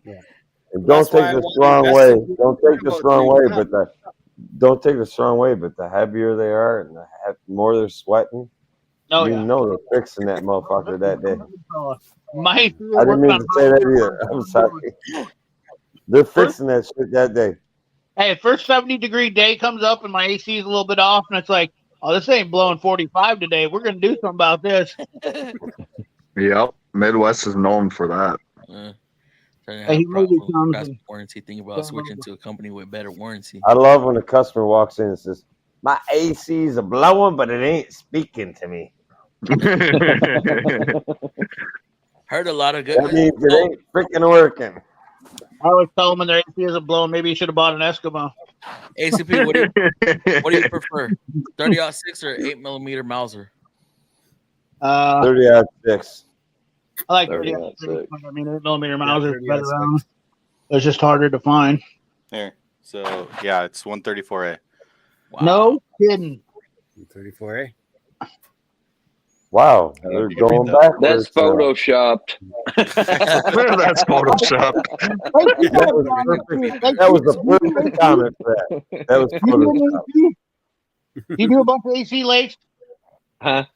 Have you done a bunch? Do you do a bunch of AC work? Yeah. I mean, have you not seen a Dodge? I've seen Dodge trucks do this. Like they've been back and forth. Like a 2018 with 1, 2, 3, 4 YF, and then a 2020. It was 2020 or 2021 that had 134. I was like, what in the? Oh, wait, where'd he go? Did I piss him off? He probably touched. No, his I screen. think he accidentally hit that leave. Yeah. That's what I'm saying. Dodge is like playing games with mechanics. Like, watch this. Let's make these guys. They'll roll out the 1, 2, 3, 4 YF. You come out there and it's 134, and you're like, what the? Yeah, I'm so. I don't understand it. Connectors for the. They're inconsistent. Dude, it's crazy. I think they're confused with the Italians and. Well, you got Americans working with Italians working with. Is Peugeot still Italian? No, Peugeot is French. Yeah. Okay, doesn't Peugeot have a part of Fiat now? They're owned by Volkswagen, I think, or something like that. And Stellantis is like a Dutch company. They're like they went from Chrysler. French and English. Well, they got rid of the Mercedes issue, but bicycle. What's going on? ICT. yeah. They went and then they're Fiat, and then Peugeot bought into them a little bit. So you got the French, the Americans, and the Italians all involved. So we're gonna have spaghetti dinner, man. I don't know what to say. 134A. You might get 1, 2, 3, 4 YF. Be glad you get 134A. 1, 2, 3, 4 That's YF. why That's why my shop, if anything that has to deal with It's actually AC, we send it. up in Canada. So The 1, 2, 3, 4 YF is insanely priced. How does Yeah, I've Canada? heard. I know in our industry that we really. I think they only use it for like some newer chillers, but I don't work on those. So What's that shit a pound, CP? 1, 2, 3, 4, 5 IF. 1, 2, 3, 4 YF. It's like $62 a pound or something like that. More than that, maybe $82 a pound. That's For the ridiculous. YF? It's something like $28 an ounce. I'm talking retail. Oh like, my god! Yeah. For YF. Fluff. Yeah, Fluff. The problem You've never with looked at it is your. the company that can't shit's test it. expensive as hell. You have to use nitrogen to test it, first of all, because you can't use a normal sniffer or anything on them because it's an odorless gas and it's flammable. It has like- flammability properties. Yeah, That's yeah. what they claim. I mean, everything's They claim flammable it's if you get not it hot that enough. flammable, Right, but anyway, I don't know. Take a nonetheless, lighter to it and find out. Hell See no, what I happens ain't to your gonna do eyebrows. that. you have to Nope. nitrogen filter, basically air pressurized. No so nitrogen. You don't use air. Use dry nitrogen. nitrogen. I Yeah, know, that's what I got. It's a nitrogen setup that I charged the Because system with it. here, well, I mean, I don't know because car ACs run a little different, but you use nitrogen because it's dry, right, or more dry than air, and Yeah. you don't want to have air in your system, or else it's going Right. to take Or you don't longer want to get moisture it out in of the the system. oil. Yeah, I don't You want don't want moisture. moisture. in Yeah, the system. moisture, but yeah. Um, This is but we use nitrogen because, well, our compressors run off electricity, and your refrigerant and oil is going over the windings on your motor. So, if you have any moisture or use air or oxygen, it can combust. Ooh. And especially if you don't pull a good vacuum. So, my HVAC buddy is the one that told me to use nitrogen. yeah, because that's what we use. That's what we use to pressurize systems and test for leaks is nitrogen.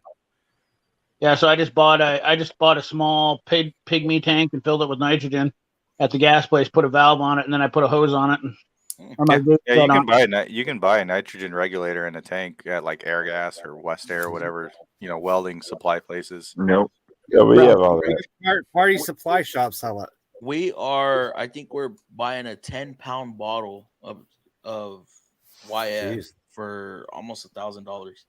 No way, Fluff. Shop You- cost. I don't know if I serious. want to get into AC now. When I looked at it last time, Fluff, it was I'll It's tell just- you that. doing How much up quite a bit. a 10-pound tank. 10-pound tank. You're right. They are little dinky little bitches. Yeah. I want to say It's like 3 cars. $680. I want to say 62 is what we're charging around here. I don't have a 1, 2, 3, 4 YF machine, but I test it. See, but that's funny because you guys have to use different machines. For us, we only have to You use. know how much a 1, 2, 3, 4 YF machine costs? It's like $6 $6,000. Is that a Jesus. full tank? $849?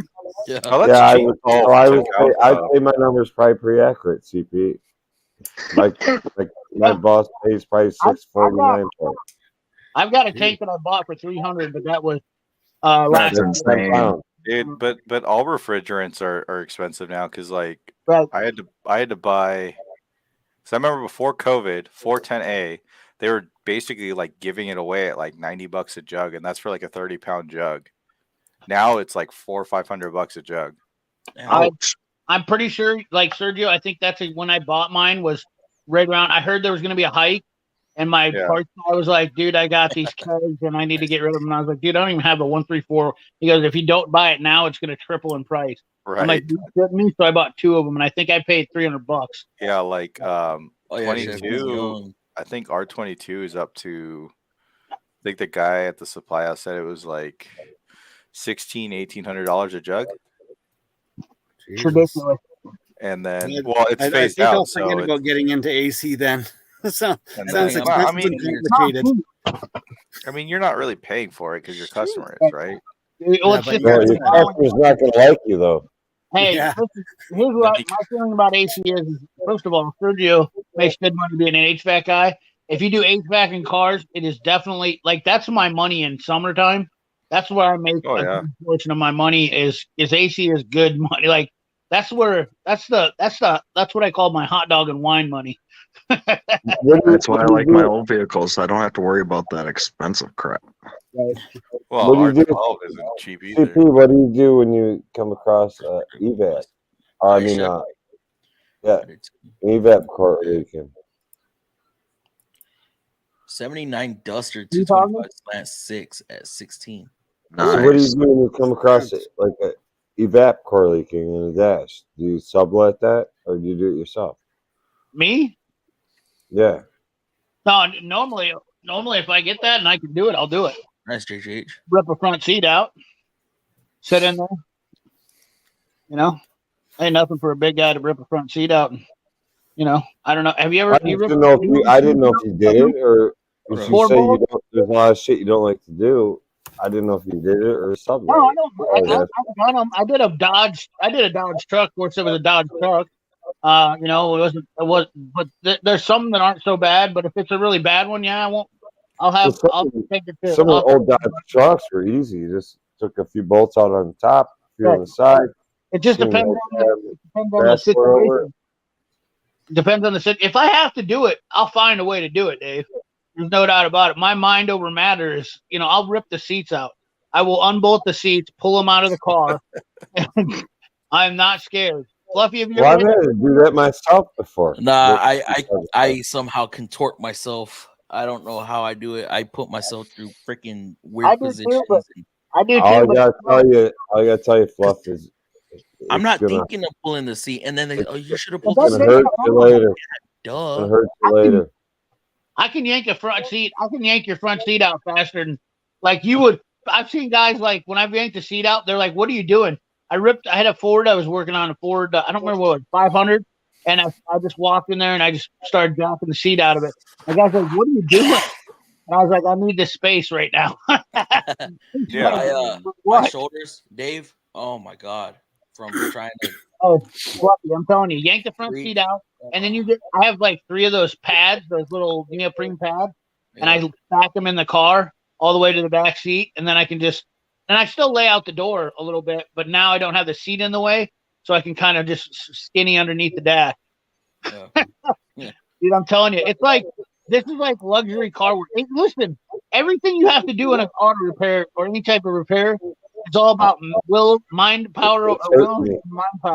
So you got to be willing to do something more than you didn't want to do. My shoulders, when it's cold, right I get like a cracking, popping every time I twist my It's a shoulder. rotator, man. Fluffy, in another 15 years, you get RA in your shoulder. That's what I got. And then it comes down your arm. And now I have, on the 14th of February, I got hand surgery. And arm surgery. You got to go in and get. Would you get the freaking numbness coming down your Are arm? you finally getting your hand fixed?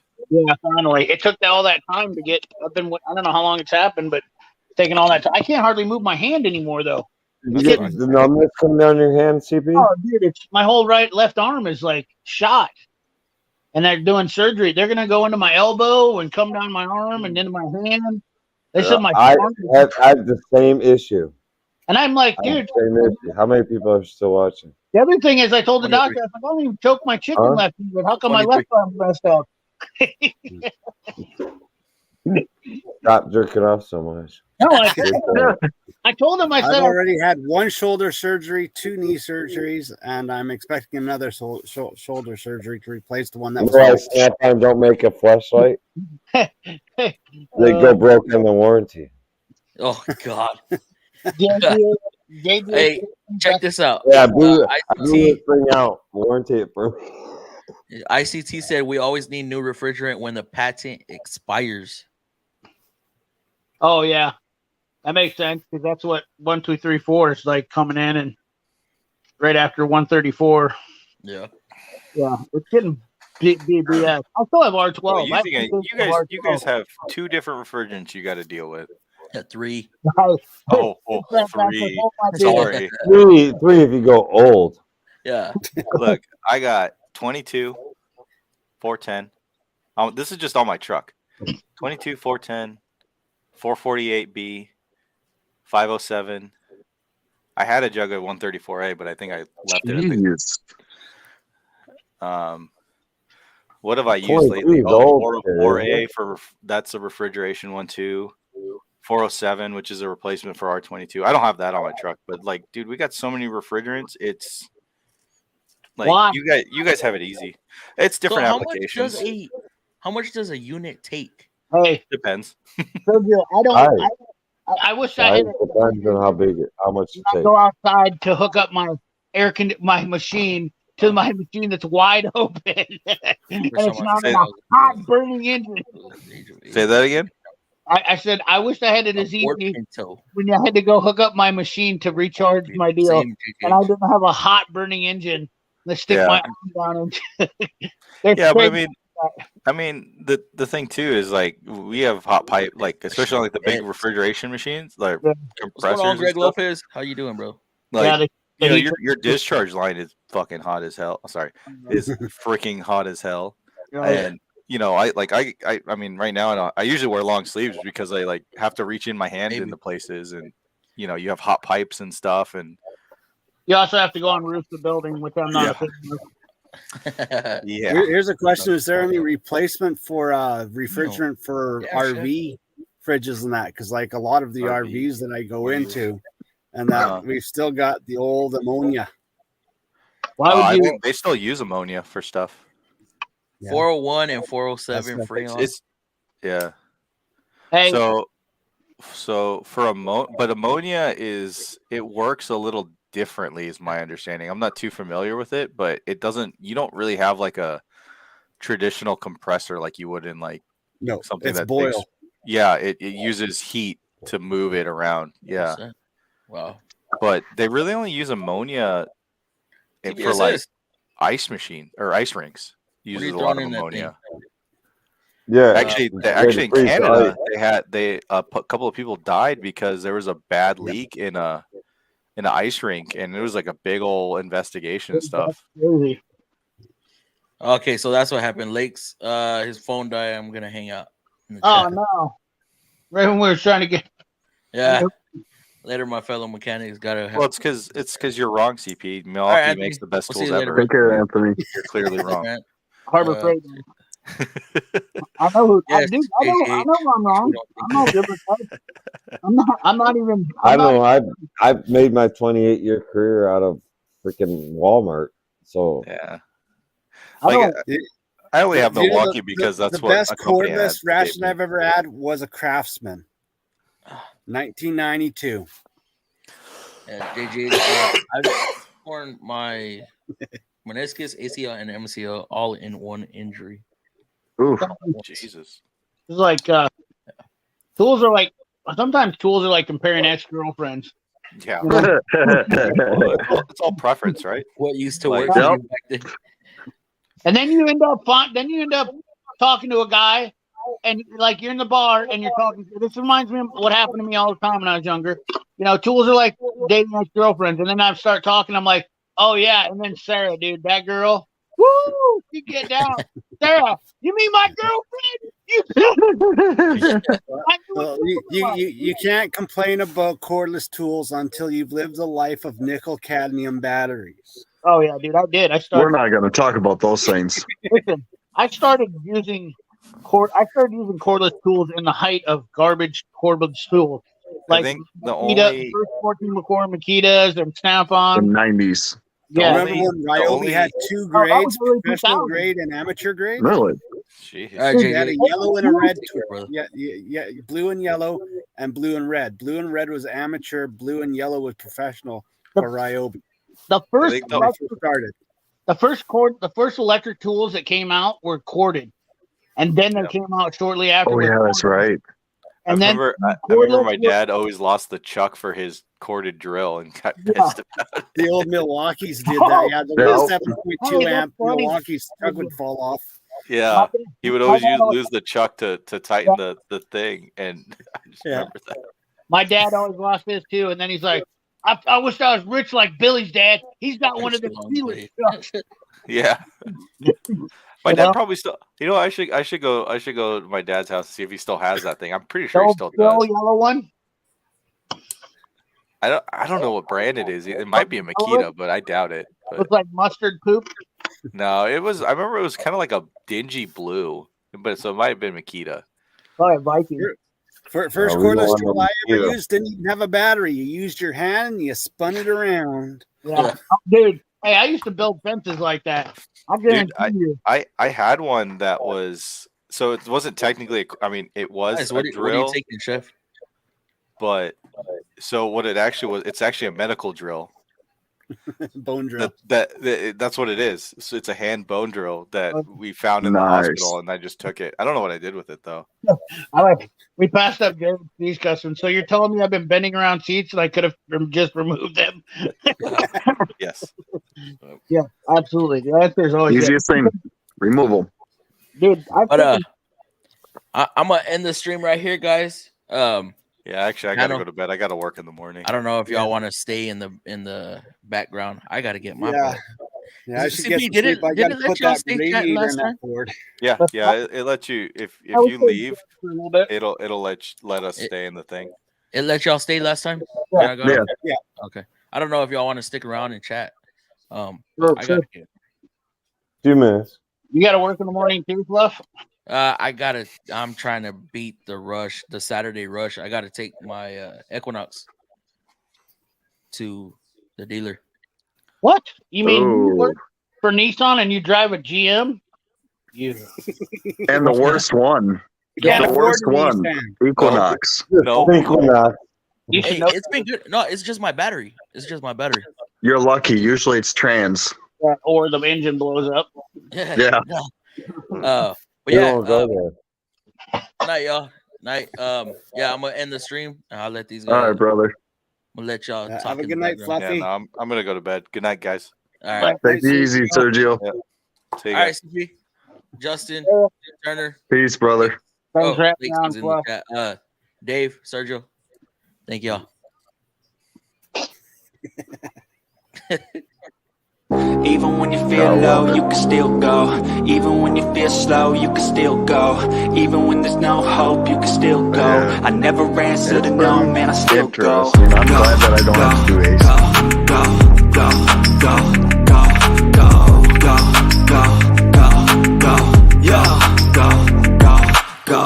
Hustle hard, hustle every single day. I'll be making moves till I'm buried in my grave. To the system, I don't wanna be a slave. I've been doing shit my way, or the highway. And in the driveway is a nice range. Cause I grind through the climb, I invite pain. You'll never hear me, bitch, nah, I don't complain. Just gotta flip the switch and you can go and obtain anything you want, anything you need. Your mind's got the key ingredient.